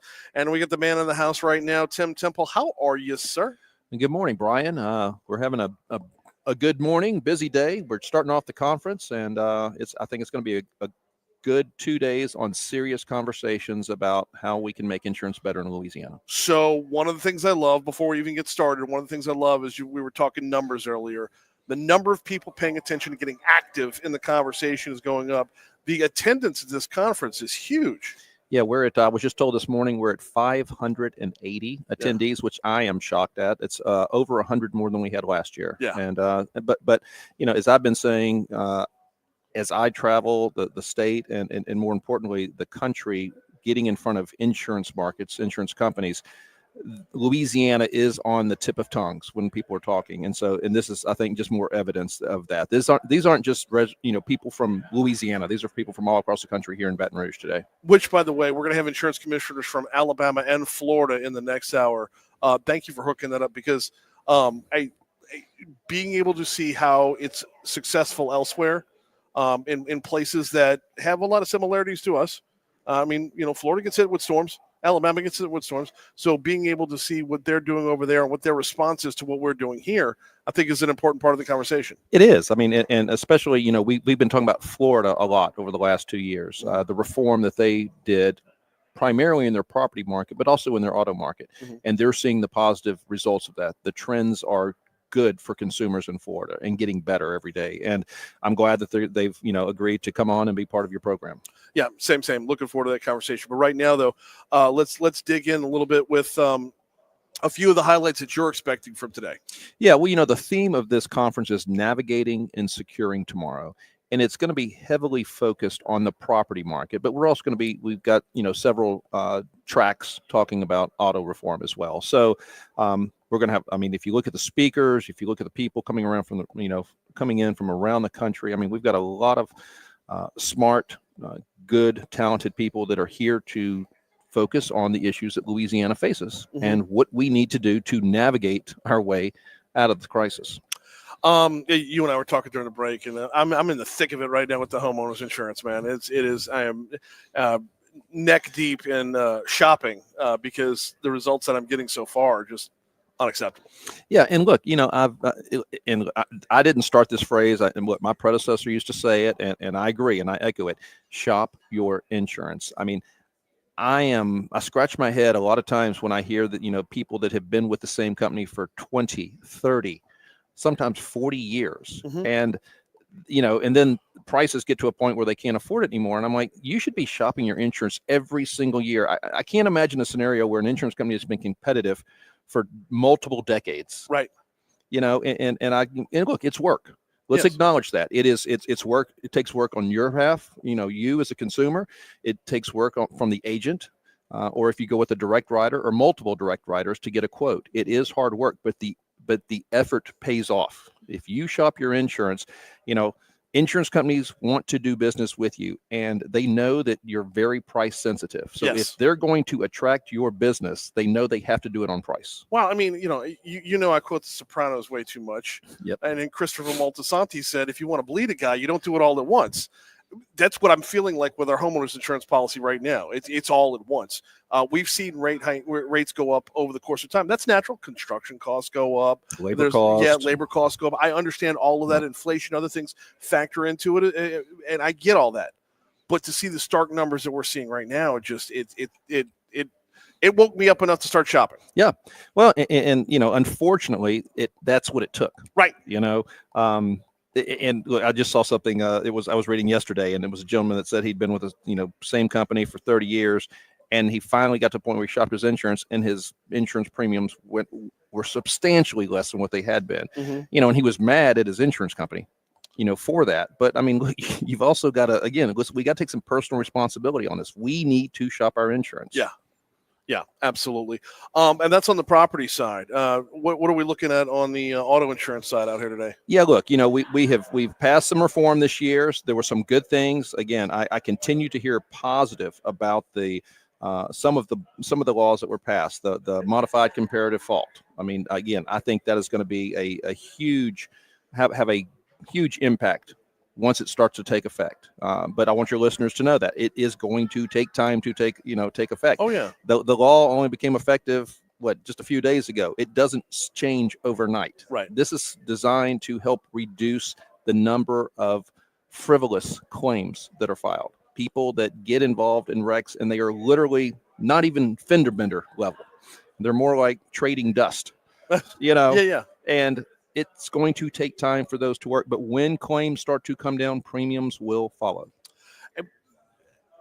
What kind of numbers are we looking at? Because it'll give us a better idea of time frame to keep an eye on this thing. But what kind of the law passing gets insurance companies' attention, but they have to see it play out in the marketplace. They have to see it play out in reality. So are we talking like when you start to see one accident that falls to the wayside with modified comparative fault, or 100? I mean, what are we looking at for a sample size? And that's a good question. And yesterday I had a conversation with a major writer of auto in our state, and that's the conversation with them is, I need to make sure, and I want you need to prove to me that you're tracking the metrics. Right. One, what are the metrics that you're looking at? And two, I want you to start presenting those to me so that we can see and make sure that they are doing as intended. So, I don't know what that sample size is going to be, but there's also, and again, engaging part of the conversation yesterday was, I need you to try and hedge a little bit. Yeah. We've passed, we've done some of the things that we need to do, and we need more. Right. I want your listeners to know that we need more. The legislation that was passed this year was not end all be all, and we go home. Right. It's like I said, every time the legislature goes into session, we need to continuously talk about and improve our legal and regulatory environment. So I'm going to be working with the companies to monitor their results and make sure that these laws are having the intended effect of reducing the frivolous claims, not the legitimate. That's the thing we talk about too. If you've had a legitimate claim, you've got legitimate medical injuries and medical bills and lost wages and everything associated with that, you're still going to be taken care of. Right. It's the people that like to look, and there are people, that's their business model, is to get in a minor accident and seek financial restitution. Yes. That's who we're after. Yes. So it's going to, but my point is, it's going to take a time. Look, Florida passed some legal reform 2 years ago, and I'm sure you can talk to the commissioner about this when he comes on. They're starting to see the positive impacts of that. It's been 2 years. Okay. So, again, I'm not saying it's going to be 2 years for Louisiana. I don't know what it's going to be for Louisiana right now. Because we haven't hit all of it yet. That's right. It's hard to judge the puzzle when the puzzle's still incomplete. And it's not apples to apples. Right. So, but I will be looking and working with the companies to make sure that the legislation is having the intended effect. What's your role out here? And I know as the insurance commissioner, it could be one of any million things, but I mean, do you just sit back and let everybody else take the reins for the day? Or look, you never get to sit back in this job. Well, that's true. But no, obviously we'll kick off. We've got the lieutenant governors coming in to give some opening remarks. Part of what I like to do, I did this last year. It was my first conference last year. I poked my head into every one of the sessions. Mm-hmm. I want to hear what's being said. Sometimes I kind of speak up take commissioner's prerogative, if you will, and ask a few questions or throw in a few comments. But I mean, I'm here. I'm engaging with all the attendees. We've got a lot of side meetings set up while I'm here. Like I said, we've got insurance companies, we've got insurance adjusters, we've got consumer advocates here. We've got a whole host of folks, and I am available to all of them over the next 2 days. We're talking with our insurance commissioner, Tim Temple, for a couple more minutes as we are out here at the Louisiana Department of Insurance's annual conference. And that's why I ask. I mean, does the conversation change when you're in the room? That's kind of where I was going with that. Look, like I said, I'm here, and I'm looking for. I think we're going to have a lot of conversations throughout the next 2 days. 580 participants. Do we have lawmakers in the building as well? We do. We've got several that are here, and I can't rattle off the list off the top of my head, but some are participating on panels. Other local legislators we've communicated to, did some outreach and let them know that we'd love for them to stop by if they can, and several will. Property insurance or homeowners insurance, auto insurance, they garner all the headlines all the time, but your office covers so much more than that. Let's talk for just a minute about balancing attention. Where are we at with, like, let's say, health insurance? Health insurance is going to be part of the tracks that we're going to be discussing over the next 2 days as well. And obviously, there's a lot of attention on that right now. Companies are seeing some substantial increases in premiums in the healthcare realm. Medical costs continue to go up, and utilization of healthcare is also a big component of it. The more you use that product, the more expenses associated with it. So, and obviously with the reconciliation bill that passed in Washington, the big beautiful bill, the one big beautiful bill, subsidies are going to be phased out and go away. So that's going to increase the cost for individuals and families. That's all being kind of, it's in the gumbo pot right now. And at the department, we are actually going through the process of evaluating that. And once we have a report to give, we will, on what we anticipate, premium changes to be. How difficult is that to even, throw a dart at the wall on? Because, I mean, the cuts aren't going to kick in. The Medicaid cuts don't kick in until 28. I think that's right. You see Liz Merrill's office is on a tear right now, ripping up Medicaid fraud. Yes. I mean, and that's fantastic. Cutting to the bone when it comes to some of the busts they've been making and the cases they're building. So how difficult is it to narrow down what kind of actual real life effects we're going to see? Yeah, well, and it is difficult. And, that's why you got to have actuaries and, Right. people good with math to look at all that, at those factors. But again, I don't want to get ahead of that and say that I think it may be X or Y. That's why it's important to wait until the data's there so that people have a realistic expectation of what those changes are going to be. He is Insurance Commissioner Tim Temple. I've been asking for the elevator speech from a lot of the guests this morning. What do you hope everyone gets out of these next 2 days? That Louisiana is focused and serious about addressing this crisis in our state. Not just the auto, not just the homeowners, not just healthcare, all of it. As I have said, that if Louisiana citizens want to enjoy premiums that similar states have, that our neighboring states enjoy, then we have to have the same claims level activity than those neighboring states enjoy. And you've heard me talk about the number of bodily injury claims on the auto side. You've heard me talk about the litigation ratios on the property that we had after catastrophic events surging. If we want to enjoy those similar type affordable premiums in other states, then our claims activity has to be the same. And so I hope that we get a better understanding and awareness of that, and people that are participating in this conference hear that, not just from me, but from other stakeholders in the market. He is Insurance Commissioner Tim Temple. We appreciate a couple minutes this morning. Thank you, and I appreciate you being here today. Always. Thanks for having me. We got Your Money Now coming your way in just a little bit. Need to remind you about the folks over at Breck. Breck.org is the home base online, Breck.org.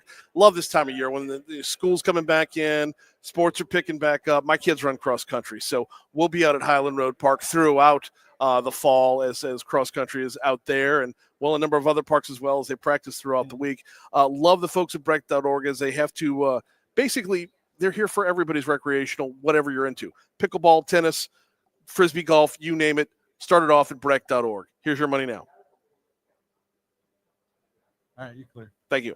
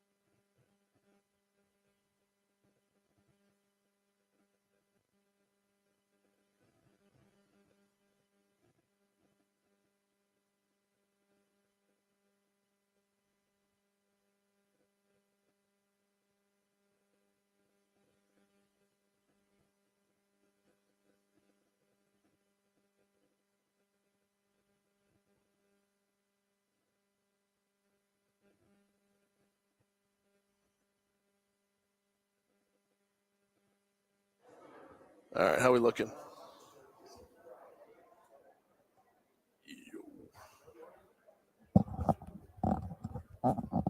John, how we looking?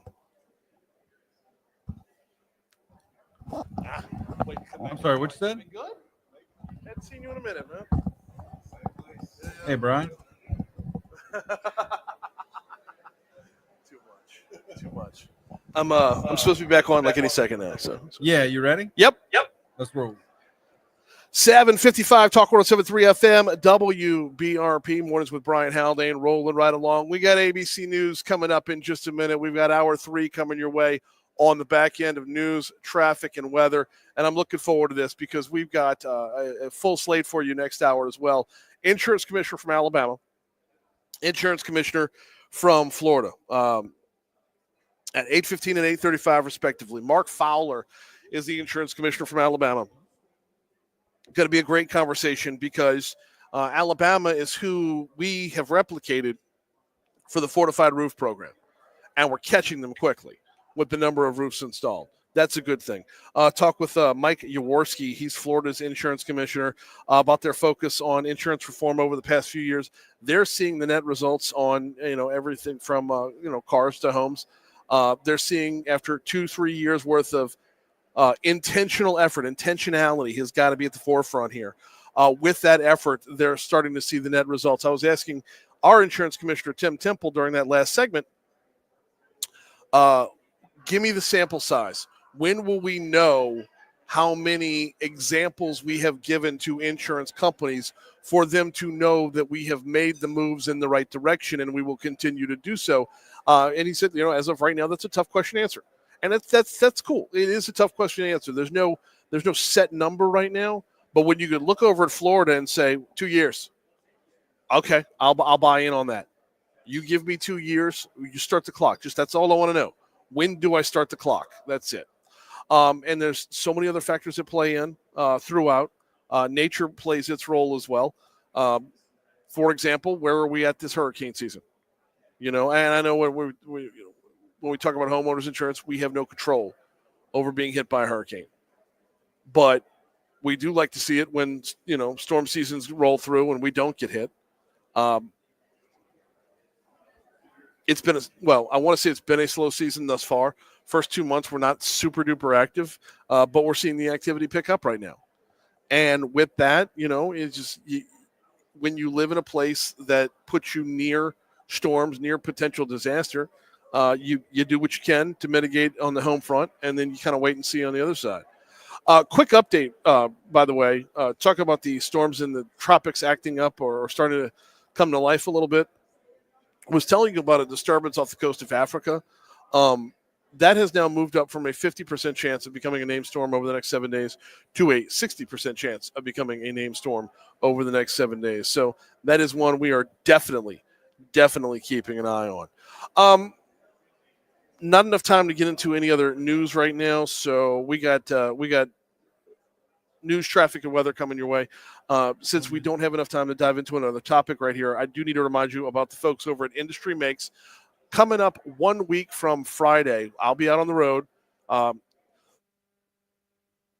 If everything goes to plan, I will be out on the road at Legislator, which is a great half-day conference and luncheon over in Lake Charles. It's going to be broadcasting live. The folks over at Industry Makes are making this happen as we're going to be talking about a lot of what's being talked about in the industrial world in Louisiana. How are we growing on the job front? How are we growing on the competitiveness side?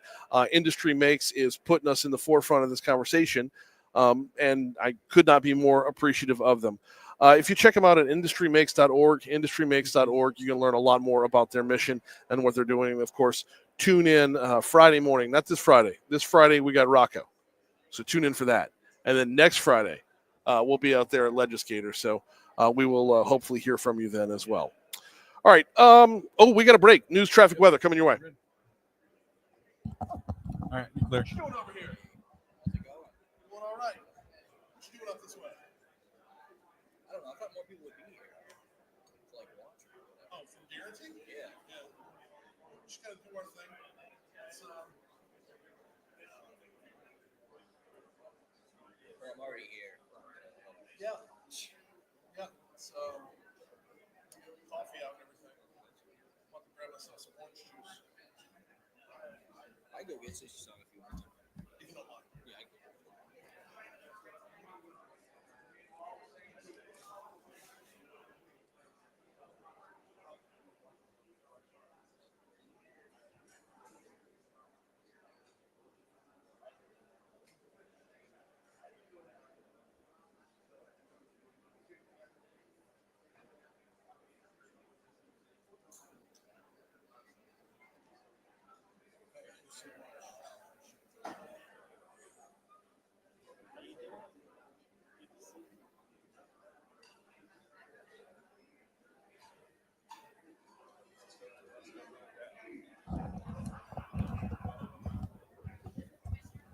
Hey, how's it going? I'm Brian. Mark Fowler. Nice to meet you. What time am I on?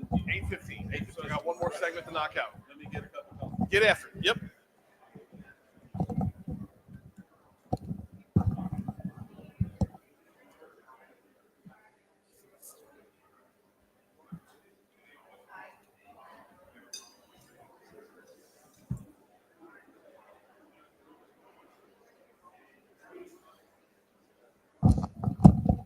All right. What's good, Facebook? Y'all been behaving this morning? Many decided not to claim insurance and pay out of pocket. See, that would be great. That would be great if more folks did that. Because once you make the insurance claim, it would be nice if we could like keep a decent eye on it to say, okay, you're legitimately when you legitimately can't afford it, right? So until the company goes bankrupt and you can't fix your house. Yeah, no kidding. All right.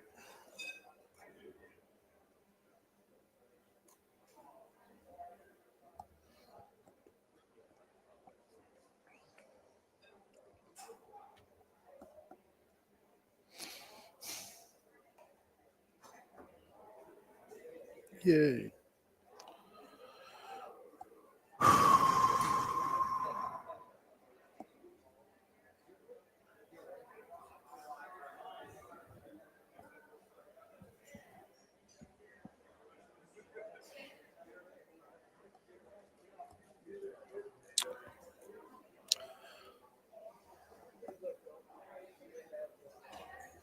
What about Governor Landry spending almost $400K to only 700,000 voters? What? Elaborate on that for me if you don't mind.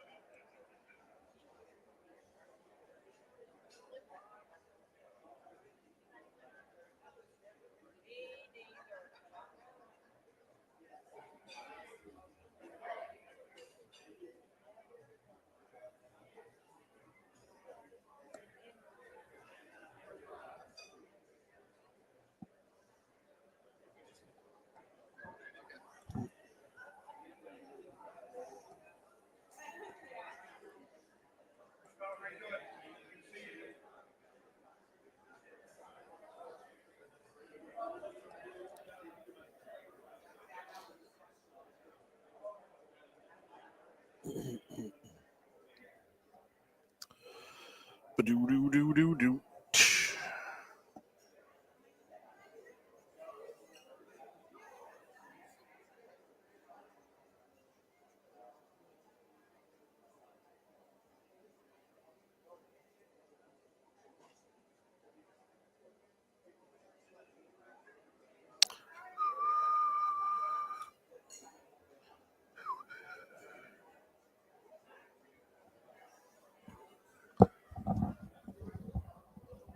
So you're cool for this segment, but I'm gonna have guests before, so you're good to go. You're good to go for now.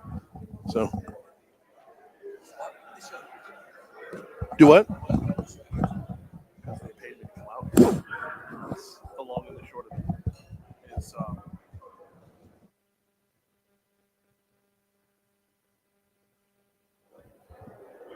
Take that run.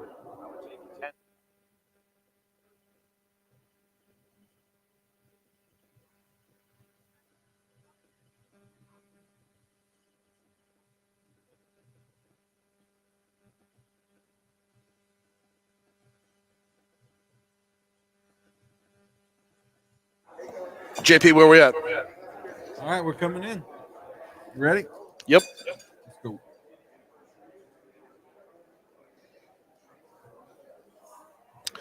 .806 at Talk 107.3 FM WBRP. Mornings with Brian Haldane rolling right along. Hour 3 coming your way right now. And this is going to be a strong, strong hour. We got Alabama's insurance commissioner coming up in our next segment. We've got Florida's insurance commissioner coming up the segment after that. Right now, though, we take you back in time for this day in history.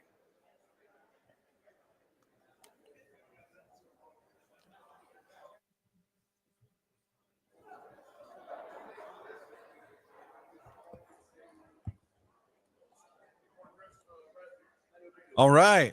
What you say? Hey, how's it going out there? It's picking up, man. This place is filled up quickly. So a little bit more you can see on the Facebook camera the behind me is everybody loading up on breakfast, getting themselves all registered and whatnot. So we're good to go, man. Nice. Let's see. Starting off this morning in 1945, the atomic bomb dropped on the Japanese city of Hiroshima. Oh my goodness gracious! Today is Yeah. yes. Okay. Today, 1945. Let's see. What else we got here? 1960. Chubby Checker appeared on the American Bandstand and performed a twist. Really? Course, yeah, man. Starting the worldwide dance craze. That's where it began. Yes, it Today, did. Okay. 1960. Let's see. 1964. Oh, you'll like this. Prometheus, the world's oldest tree, aged at 4,862 years old. It's accidentally cut down in Nevada. Accidentally cut. How do you accidentally cut Oops. down the world's oldest tree? Just cut down Prometheus. That's Yep. what. Yeah. It's insane. Well, I mean, what? Oh, man. How do you do that? What was Steve Urkel out there? How does this happen? Right. Did I do that? Right. Yeah, you did, Steve. Oh, man. 1964, Rod Stewart made his TV debut on the BBC show The Beat Room as a member of, get this, the Hoochie Coochie Men. Sure. Why not? It goes on to say the tapes of all but one of the programs were later destroyed. I would hope so. All but one? So, right. All but one. Yeah. So He there's had to something give that something to his remains. mother, I'm sure. Yeah.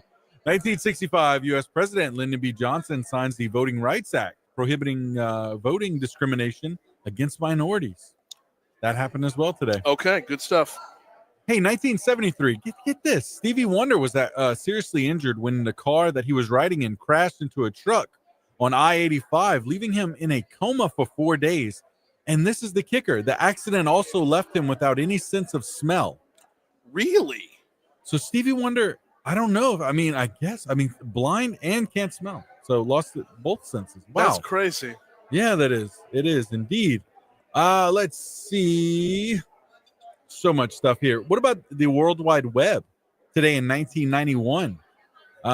Let's see. Tim, I don't want to butcher his last name, Berners-Lee releases files describing his idea for the World Wide Webs. Okay. So that happened. Let's see. This is a good investment here. 1997, Microsoft announces it will invest $150 million in Apple computers. Oh, wow. All right. Yep. Yeah, that's kind of a big deal. And I'll give you one more here. 2018, Facebook, Apple, YouTube, and Spotify removed conspiracy theorist Alex Jones from their platforms. Completely deplatformed him. Yeah. Well, he kind of had that coming. Oh, he did. Let's see. Anything else on your end? No. I'm ready to rock and roll with birthdays here. All right. Lucille Ball at the top of this list here. Andy Warhol as well. Michelle Yeoh as well today. Leslie Odom Jr., actor as Leslie Odom Jr. and Alexander Fleming, Who? the physician who discovered penicillin, Oh, okay. Good for him. and director M. Night Shyamalan. All right. All right. I had nothing really of note from the world of sports. There's a whole bunch of nothing local, nothing that I wanted to bring back around. So we can keep it moving. Okay, no problem. Today in deaths, Rick James and John Hughes. Rick Both James fought and some John great Hughes. All right, there's an interesting combo right there. Yeah. We're not going to put those together. Can Let's you imagine? see. Can you imagine Rick James doing a soundtrack to a John Hughes movie? I could not actually. Man, what a world that would be. Yeah. We've got a couple of other ones here. Fulgencio Batista, Cuban dictator. He died on this day in 1973. Shakespeare's wife, Anne Hathaway, died on this day in 1623. I had one more on the birthday side. Gangster Dutch Schultz was born on this day in 1902. And the only other death that I had was, oh, dang it, he's gone now. All right, never mind. I'm on that website that it's impossible to navigate. Yeah. Mm. All right. Well, as far as national days go, aside from Hiroshima Day, it's Farm Worker Appreciation Day. How's Okay. that? We can do that. That's fine. That works. Farm Worker Appreciation Day, to be sure. It's 8:11 at Talk 107.3 FM WBRP. We are almost due up for our next break. Do need to remind you about the folks over at the Louisiana Travel Association. Got their conference coming up at the end of the month. We'll be in Lake Charles for that one. Love talking about tourism in Louisiana in every nook and cranny of the state. We're heading up to, I believe we'll be at the Golden Nugget Casino for that, as the Louisiana Travel Association brings us out, not for one, but two shows in one day. August 27th, we'll have the morning show, and then we'll come back for a midday show to make sure we can check in with just about everybody across the board as they'll be having their annual summit coming up in Lake Charles later on this month. If you wanted to learn more, check out their website, LouisianaTravelAssociation.org. Quick break, come back. Let's talk insurance from Alabama's perspective next. How are you, sir? You doing good? Yes, sir. Good to see you. Likewise. Have a seat. Let me right here? get rid of this. Yeah.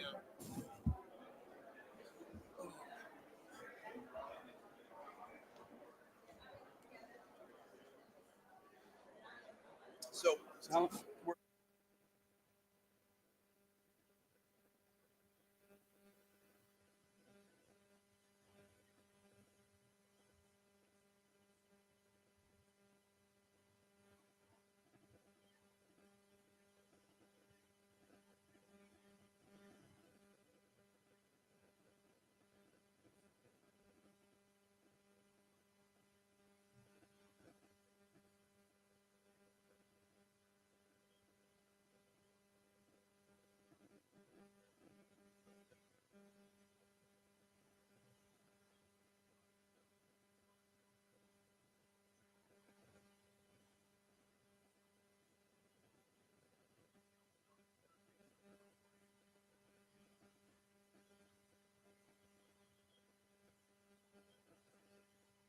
all right.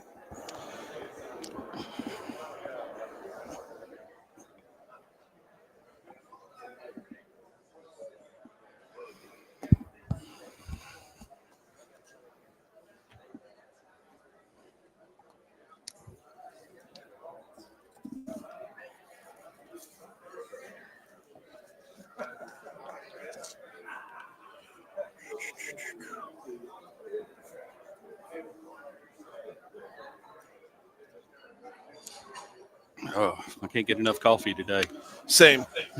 Same. I started with a Red Bull, and I've gone to 2 other cups of coffee since then. Oh so man, I think I need an IV of coffee today. it's about like that.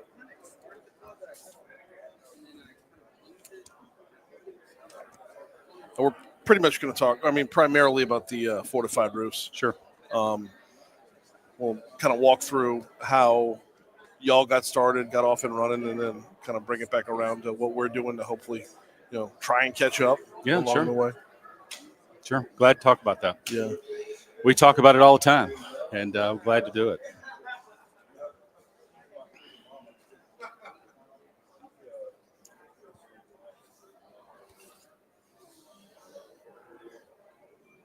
Anything outside of that you want to cover?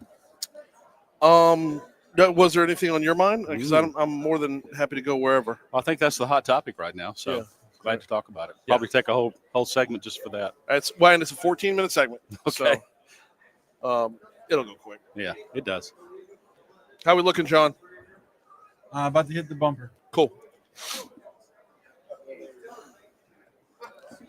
All right, I hit the bumper. So, you ready?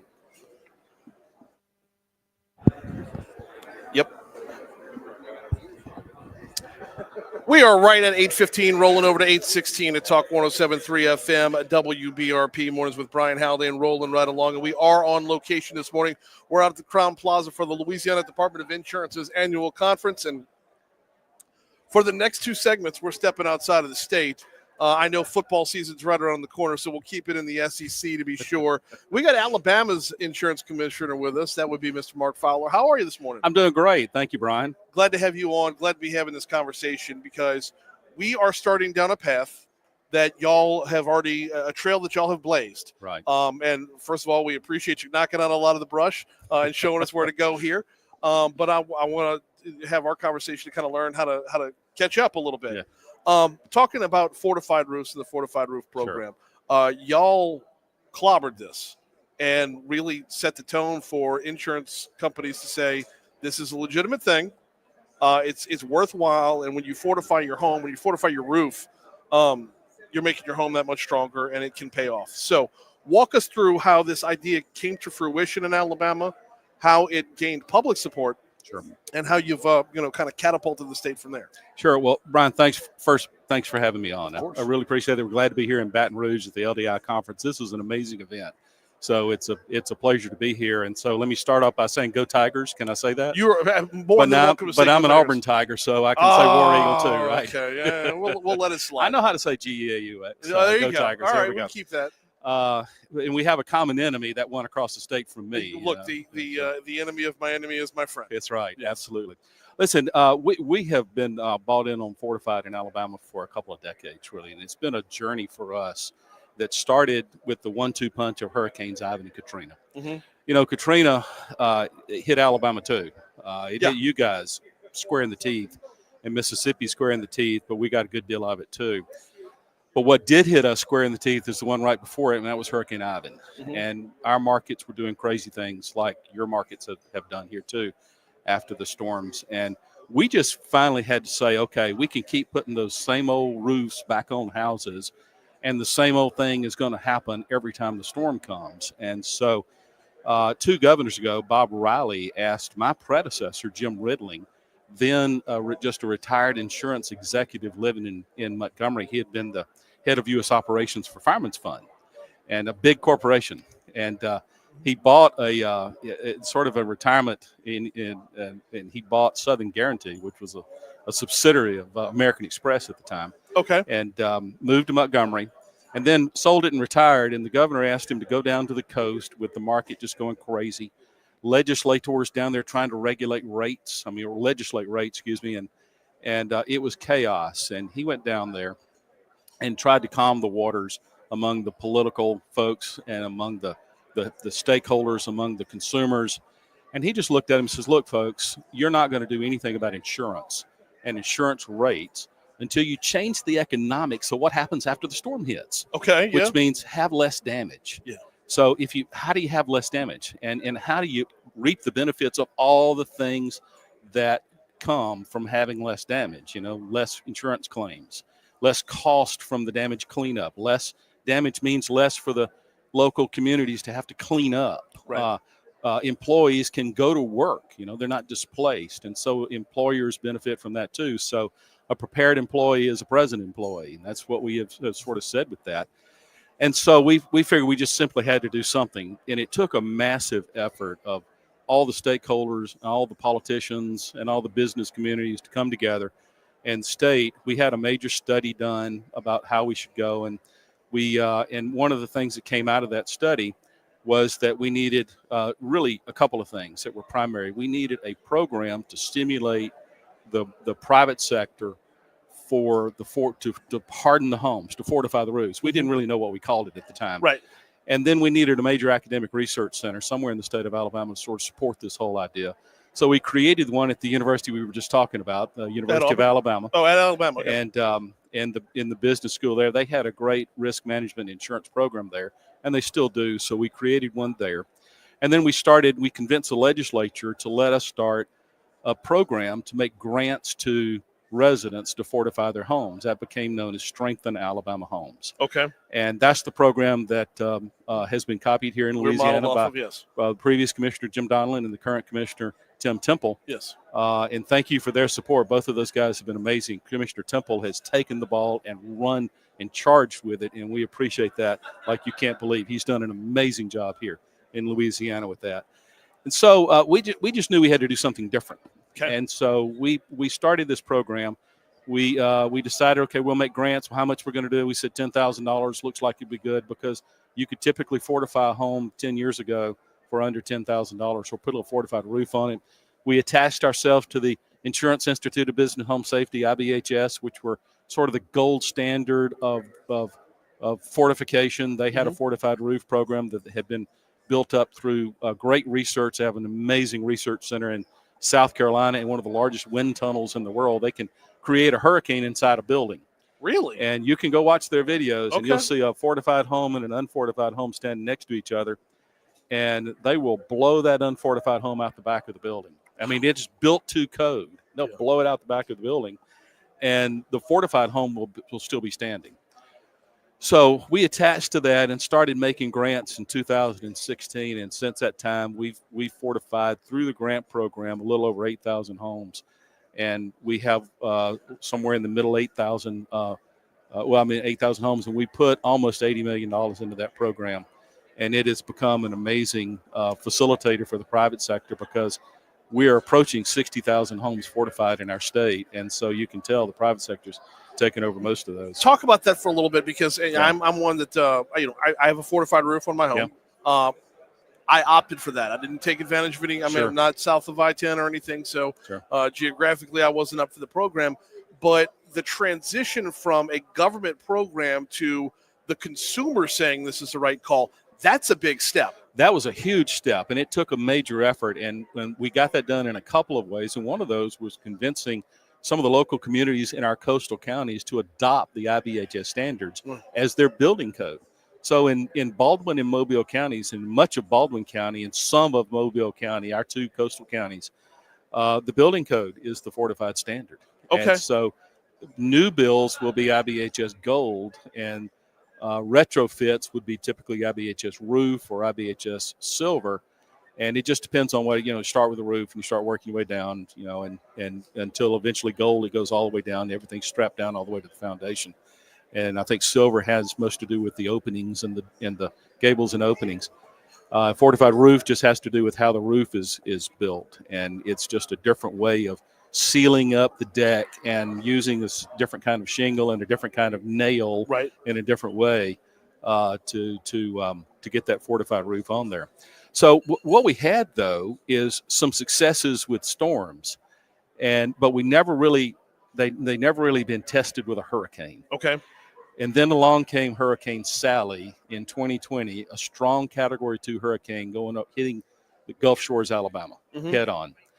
And so now we had an actual hurricane go over a critical mass of the fortified roofs, and we started hearing at the department from insurers.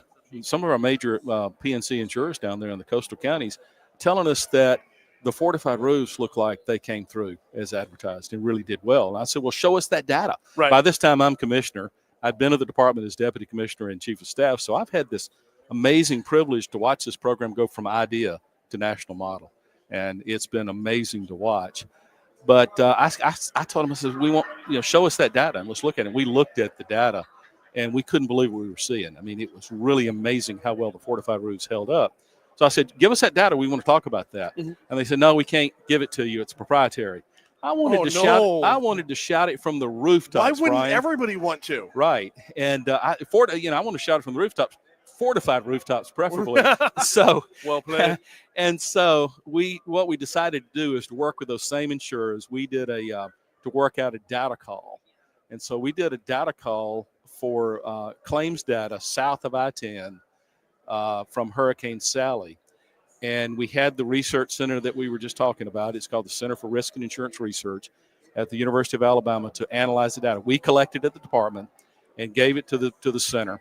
And we had a lot of strong NDAs in place, and it was a massive amount of information. We heard from over 80 different insurers, and some of those were surplus lines insurers who volunteered their information to us. And it turned out to be unbelievable. Not only did it perform as advertised, it exceeded our expectations. And we saw the millions of dollars that could have been saved had everybody been fortified. And then we saw the millions of dollars that were actually saved in claims and the less damage that occurred on the fortified roofs. In fact, what we found out is that in about 46% of the claims on the fortified roof south of I-10, it was because trees fell on the houses and not the wind blowing the shingles off. Right. So that was an effort to try to adjust for that, but it was unbelievable. So millions of dollars were saved for those who were fortified, and it has helped. It's a study that has rocked the insurance world. It's amazing because that was now the first actual study with empirical data, a scientific study that showed that not only did the fortified roofs work, but they even exceeded our expectations. Fewer claims is a good thing. Yep. If you're a homeowner, fewer claims is a good thing. Lower premiums is a better thing. Well, that's right. It sure is. One of the things we did when we created Strengthen Alabama Homes was also create a wind mitigation discount program as well that we at the department manage. We require insurers to give significant discounts on the wind portion of your premium if you fortify your home. Now, if you've got an IBHS certificate, you can get anywhere from, say, 35 to 55% off the wind portion of your premium. Now, in the coastal area, that's a big amount of money. Yeah. You could actually save enough from that alone to pay for your fortified roof if you did it on your own. And so, but you get that IBHS certificate, which is a major inspection program that goes, we inspect before, in the middle, and the after the construction. And, but you get that certificate and you can get that discount, and it's resulted in huge savings for consumers. And the insurers are willing to look at the fortified roof and consider that in the rating as well. And so you get a lower premium because they know you're going to have less damage if you have a claim. Is there like a point of critical mass from the insurance company's perspective to say, because they're not just looking at your home and your claim, right? They're looking at the whole pool there. Sure. Is there is there a breaking number or percentage of homes that need to have the fortified roofs Sure. to show that overall claims are going to be down by a bigger number? Well, when we started this program, we knew, and you've heard of reinsurance and how that affects the market. It affects the market massively. And so we went to the reinsurers and we said, okay, we asked them that very question you just asked me. At what point will we see the market stabilize? And at what point will we see the market move when we start doing this? And there wasn't a really number out there at the time. So they said basically 20%. If you can get 20% of your market fortified, we believe you'll see your market move. Well, we're there in our coastal counties, right, in Alabama, and we have seen stabilized markets where other markets may not have been more stabilized. So what you've got from this is states all over the country putting their own fortified programs in. Many of them modeled after Strengthen Alabama Homes, like you've done here in Louisiana. Right. And some states have not even changed the name. They like Strengthen Kentucky Homes, Strengthen Oklahoma Homes. And it's like I say, it's been the privilege of a lifetime to see this program go from idea to national model. Yeah. And then the honor of a lifetime to be sitting in this seat managing that program. And we've got a great team back at the department that does this and manages this program. We put a lot of emphasis. We have strong support from our political leadership in our state, from the legislature. The Governor Ivey, has been a huge supporter of our program. And she even put some of her own contingency money in it one year. Really? And discretionary money in it one year. So she's been a huge supporter of the program. Her predecessor, Robert Bentley, was a strong supporter of this, and so is his predecessor, Bob Riley. So we've had amazing support from the political leadership in our state, and the insurance industry has also bought into it because they have seen the benefits that come from there as well. So we've enjoyed those benefits in Alabama. It wasn't easy. It was a massive effort that took a lot of people pulling the wagon together, and Jim Riddling, my predecessor, was the guy pulling that wagon. Love it. At the head of it and pulling all that together. And it was what a privilege it was to work with him and see how that worked. He is Alabama's insurance commissioner, Mark Fowler. Thank you so much for spelling out the story. I mean, Sure. he tells the story from start to finish. That's awesome Well, stuff. we're glad you're doing it here in Louisiana. Congratulations to Commissioner Temple for what he's doing. Thank you much. Okay. Here comes news, traffic, weather. We will continue next.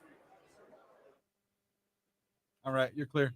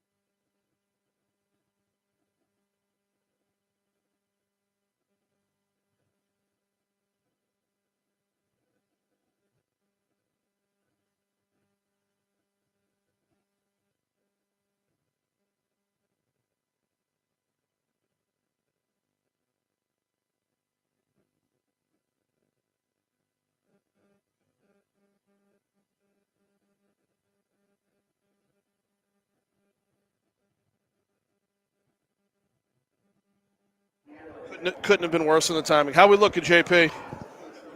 Yeah, we're about to get in the weather. All right.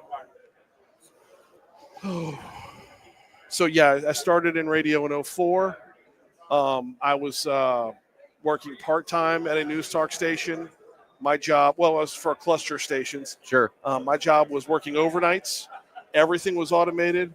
I would walk around with a cordless phone. If that phone rang, it meant one of two things: one of the stations is off the air, or the nuclear power plant melted down. So you don't want that phone to ring. Like, and then August of 2005, my career exploded. Specifically, August 29th of 2005, at about 2:00 in the morning, when Okay. Katrina made Yeah. landfall. Wiped out everything in New Orleans. Mhm. All the New Orleans radio stations broadcast from. It's actually right across the interstate from here. The iHeart building over there. Wow. We were all under one roof, and there was so much opportunity to work. If you wanted any work at all, it was so. I catapulted from overnight scrub to producer and news reporter, and onward and upward from there. Katrina, I think it's still the most costly storm, or the second most costly storm. I know Ian's giving it a run for its money. But Superstorm Sandy, I thought. Sandy, yeah, Sandy might be above it too. Okay. Yeah. But the devastation was unreal. I'll never forget the I wasn't here obviously, but the imagery and the other stuff. It was just, and my whole family's down there. So, yeah. Where are we at, JP? We're ready. Oh, 838 Talk 107.3 FM, WBRP. Not quite done just yet. Going to hand off to Moon Griffon in about 22 minutes from right now. By the way, Moon's going to be doing his show live out here tomorrow, but we're still out here today. So let's dig right in. We are broadcasting live from the Crown Plaza for the Louisiana Department of Insurance's annual conference. And as promised, visiting in our last segment with Alabama, visiting in this segment with the insurance commissioner from Florida, Mike Jaworski. Is that right? That's right. Jaworski. Yeah. Welcome aboard. How are you? I'm doing great. I'm happy to be here. Not glad to have you on. The days are limited that we can be happy to talk to people from Alabama and Florida, because once SEC football kicks off, it's over with. So let's get the conversation in now, right? Absolutely. That's although you're a Florida State guy, though, right? I'm a Florida State guy. We're in the ACC, so we're kind of neutral to that. But well, yeah. you did give us a couple whoopings. We generally think of the SEC as a hostile entity. So, yeah, Well, it is. It is. And yeah, LSU did not fare well against Florida State the last couple of years. So, yeah. All right. Y'all have been on a path that we want to follow, just from a consistency basis, just from this is how we have to hammer away at insurance reform year after year after year. Talk to me a little bit about that intentional effort.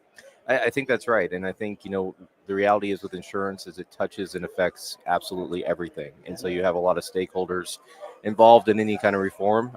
In Florida, it took 8 years for us to get our tort reform done, with really good data showing that the litigation trends that were happening in our state were crushing our market and bringing it to a collapse. Are we talking about on the auto end or the homeowners end? Both ends, okay. Actually. Let's start with auto first. Sure. And what kind of, because when we talk tort reform, that's usually the translation there. Yeah. What were y'all's problem areas? It was specifically, we are a PIP state, as we call it. So what we see is still saw then, but still see it's a tremendous amount of low end litigation over what would be low end claims under $10,000. And it's really a cottage industry that had grown up in South Florida, especially, that targeted litigation, convincing consumers that they were better off if they hired an attorney to deal with this. And they were under our old framework, because under Florida's old law, if you got one more dollar in your claim after you hired an attorney and settled, then you had been initially offered by the attorney, all your legal fees were automatically paid for by the risk pool, so other consumers in that space. And so it created a huge increase in litigation. Okay, so that increase in litigation, I mean, that's going to jam things up and it's going to raise rates up, isn't it? It is, absolutely. And that's one of the things that people kind of gets lost in the conversation.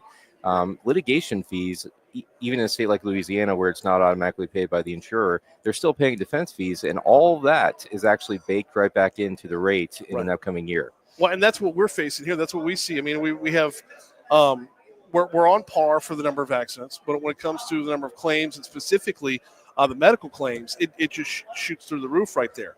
How do you battle that front? I think some of it is it's difficult, because you have an entrenched interest group in the trial bar that is doing very well. I've been in Louisiana for 2 days. I've probably counted 50 ads on the billboards. That's not surprising. We see the same thing in Florida. It takes time to convince the legislature and others that you're there. Data is key. I'm happy that we've been working very closely with Commissioner Temple to kind of show him some of the stuff we did to develop data around these issues and the cost drivers that take place. But it takes time and effort and a lot of sacrifice to get there, honestly. We're a couple of years in on this. We've been hammering away at this for, I would say, probably a good 3 sessions worth so far. And look, one of the things we're learning along the way is the attorney's not the bad guy. He's playing within the set of rules that are out there. Yeah. I mean, we're sitting here in the Crown Plaza Hotel.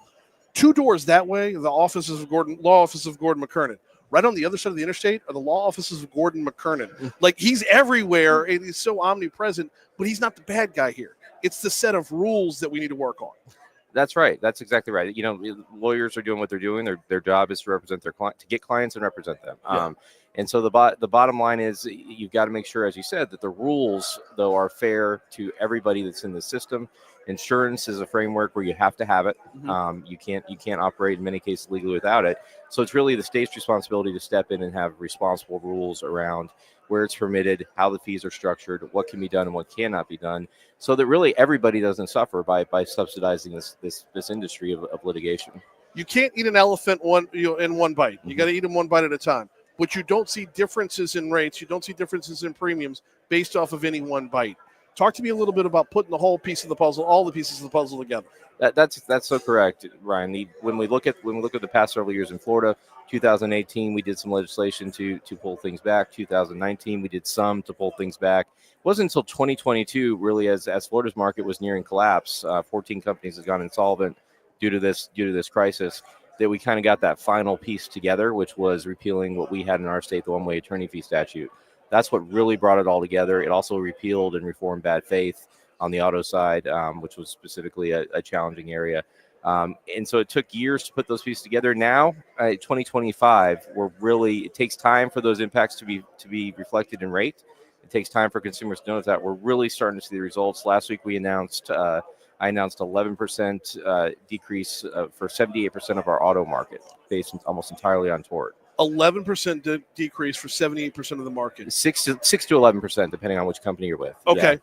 Yeah. That is a very tangible number. That's right. That's a number that's sellable to the public. Yeah. The idea along the way, the hard part I'm seeing along the way here is when you pitch tort reform and you get a little bit, and then the next year comes around and you pitch tort reform and you get a little bit, and then the next year comes around and you pitch tort reform, and they say, we've tried that already. Yeah. There's that instant pushback. How do you manage the patience to keep the argument going, especially when you're arguing against people who argue for a living? That's exactly what we saw this past year, especially in the governor is united in continuing back the reforms. The state Senate's united in backing the reforms. Obviously, we are within the office. But on the House side, it was very captivated with energy from the trial bar and others saying, this really hasn't worked. It's not working fast enough. We need to go another way. And so there was already an effort to reform the reform within the state House. It didn't go anywhere, but it was very strongly backed, and that was the messaging they're using. But it took, what I always say when it comes to this is, it took Florida about a decade to get into the point where its market nearly collapsed. It's going to take 4 or 5 years for us to really feel like we're coming out of it. Mm-hmm. Last year we had the lowest rate increases in the country in property at 1%, and that's almost entirely because of these reforms. Citizens Property Insurance Company, which you guys have as Citizens here as well, for the first time since 2013 in the Miami-Dade area, we dropped rates on an actuarially sound basis 11%. And that's because of the litigation reform. And so we're able to now point to more and more as time is going on to show that these reforms are working. We're on the right course. It's really the only sustainable way for Florida. Where does the litigation come in on the homeowner side? Because on the property side, because we talk about it all the time on the car insurance side. That's why billboards are by interstates, right? On the property side, where are the problem areas? It's really the same mechanism of action. It's just that some of our attorneys have figured out that they can kind of take that business model that's in auto and apply it to property. And so what you have any kind of water loss. You have roof was a huge issue, remains somewhat of a challenge. And you will have them kind of network. You'll have these attorneys, again, sort of playing within the rules, but they are also, they've kind of sign themselves up with vendors that will go out and kind of farm the claims and move forward. And so post reform, we've seen a massive decrease in that take place, which is to the benefit of every, when I talk to consumers, ultimately they want a fair deal, and they want to be covered when they have a loss. And they want everybody that's in that same risk pool to play by the same rules. And so that's what they want. Got about 3 minutes left with Mike Jaworski. He's the insurance commissioner over in Florida. One of the things that just as an observer on the outside looking in, and I try to pay attention, try to understand as best I can. I feel like when we approach this from the legislative standpoint, there's just issue after issue, like hot button things that hit every single session. This last session, we had modified comparative fault go through, and I'm getting back to the auto again. Yeah. But we had modified comparative fault and a few other medical transparency, a couple of different things. Are we approaching this the right way to hit issue by issue within? I think it's the best. I don't know as much about the Louisiana legislature as anyone else, but I think that's the only way that you'll get there is to kind of take it, because again, you've got all those stakeholders that are entrenched various aspects. When you're in the auto space, you've got medical service providers that are probably interested in this, hospital networks that are interested in this. You've got lawyers, obviously, insurance companies, agents, consumers, and so you've got all these interests involved. You've got to kind of take it one piece at a time with maybe a grand plan overall of building out this system that is going to be the most beneficial to consumers. I believe Commissioner Temple definitely has that in mind as he's been going through this, and we talk regularly. I think we're kind of brothers in arms about insurance issues in our state. So I think you're going in the right direction. It's just going to take time and energy. Well, yeah, between y'all and Alabama, we got some fun things to watch, because there is a definite goal to be reached there. Yeah, it is tangible. It is something that we can actually achieve. It's achievable. We got about a minute and a half left on the homeowners front. You mentioned the litigation side of the reduction in litigation, bringing down premiums. We've been focusing on fortified roofs around here. How do you couple those two together to make it kind of a force multiplier? It's part of that whole system overall. If you want a sustainable market over time, both of our states, we have had major catastrophic hurricanes. We will have major catastrophic hurricanes. Fortification and hardening and resiliency are key. Florida upped its building code in 2002. I don't think if we hadn't done that to make it the strongest in the country, I don't think if we had not done that today, I don't think we'd be insurable. We're planting forests, planting trees that we'll never sit in, frankly, when we're doing building code stuff. But it's so crucial. Florida's invested over $1 billion of state tax dollars back into consumers to help them harden their homes, and we think that that's crucial as part of that overall strategy to build that marketplace that works. I mean, all through hurricane season. I mean, when we look at the map of the tropics, everything that comes our way has to pass y'all's way first. That's so. I mean, if I'm not mistaken, y'all have been hit by the same hurricane twice before. So it's it's not an enviable position to be, for sure. So I mean, if y'all could do it, hopefully we can follow in your footsteps. We're basically the offensive line. I mean, I think that's I like it right there. Yeah. Ended on a football note. I like it right there. Mike Jaworski, Florida's insurance commissioner. Thank you so much for a couple minutes this morning. It's been a pleasure, Brian. Thank you. We are coming up on 8:50 at Talk 107.3 FM at WBRP. Time for us to check your money now. Clear.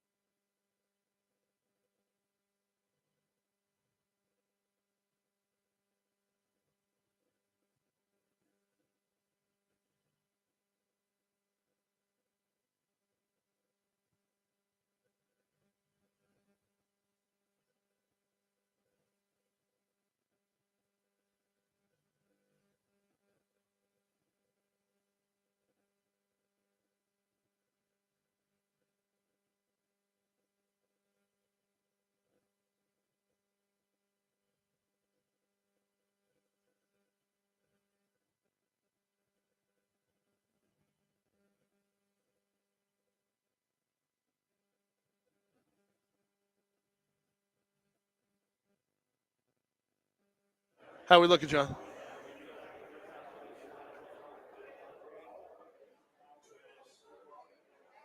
Yo.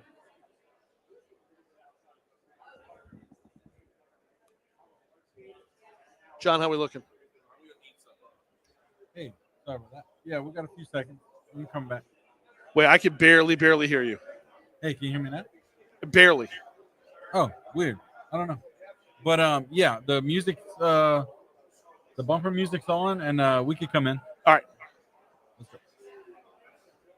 8:56 to Talk 107.3 FM, WBRP. Mornings with Brian Haldane, rolling right along. Man, I'm wiped, y'all. That was rip roaring. Look, we talk all the time about tort reform, insurance reform, all through the legislative session and whatnot. A lot of the conversations that we've had this morning, and they're all going to be available on demand at talk1073.com. But each individual conversation this morning brings a different part of the conversation to the forefront. Each individual conversation we had this morning kind of spells out, like, not just where we are, but where we can be. Want to rewind the clock back up to 6:35 this morning. Central's mayor, Wade Evans, was on with us. He did a fantastic job of talking about, being, a step ahead on the preparation side when it comes to flooding and dealing with FEMA and making out flood maps and flood alert systems and the like. That is a piece of the conversation. We talked with Armin Schwing from Schwing Insurance Agency about some of the things that have already been done legislatively to helpfully pave the road a little bit, to make it a little bit more amenable for insurance companies to lower rates. We talked with Sean Kevelin from the Insurance Information Institute a little bit more about where we're lacking. So with Armin, it was what we've gotten right. With Sean, it was what we still have to do.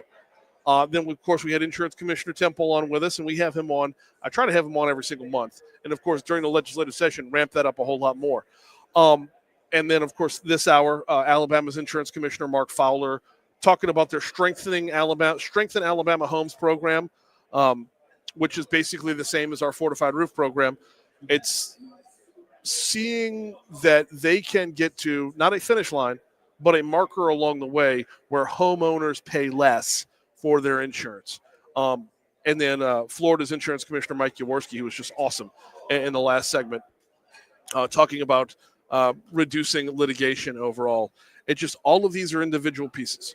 And one of the things that we talked about this, I guess was it with Mark, Mark or Mike, one of the two, where you talk about you've got all these individual pieces of the puzzle, and no one piece is going to be the linchpin. No one, the game Kerplunk, where you got to pull the sticks out and you got all the marbles right there. There's no one piece that pulls out all the marbles. But when you get to a certain point of pulling out all the individual sticks, everything starts to move in your direction. For my metaphor, all the marbles start to fall down. So just great conversation throughout. Moon Graffon's going to pick this up tomorrow. He will be here tomorrow for sure with a completely different set of guests, or there might be a few crossover, same guests, but for the most part, it'll be a different set of guests, different set of conversations. In the meanwhile, they're starting to move towards opening reception and whatnot. I'm seeing the folks move into the big ballroom over there, the big Cypress ballroom over there across the hall. So that's basically our cue to pack up shop and get out of here as well. I will be back in studio tomorrow. I believe Haggai's back with us by tomorrow. I want to say he's back with us tomorrow. If not, we will have a full slate for you tomorrow. We'll have Crime Stoppers coming your way. The rundown is back home in the studio. So I know we've got a full slate. We're ready to rock and roll for tomorrow's show. Right now, we're going to get out of here. Coming up, heads up 9 o'clock. Thank you all so much for playing along. We will see you tomorrow. All right, you're clear. Thank you much. Facebook Live, we got to bounce. I got to get packed up and back to the studio. I have some meetings back in the studio that I kind of double booked myself for. So we will see y'all tomorrow as well.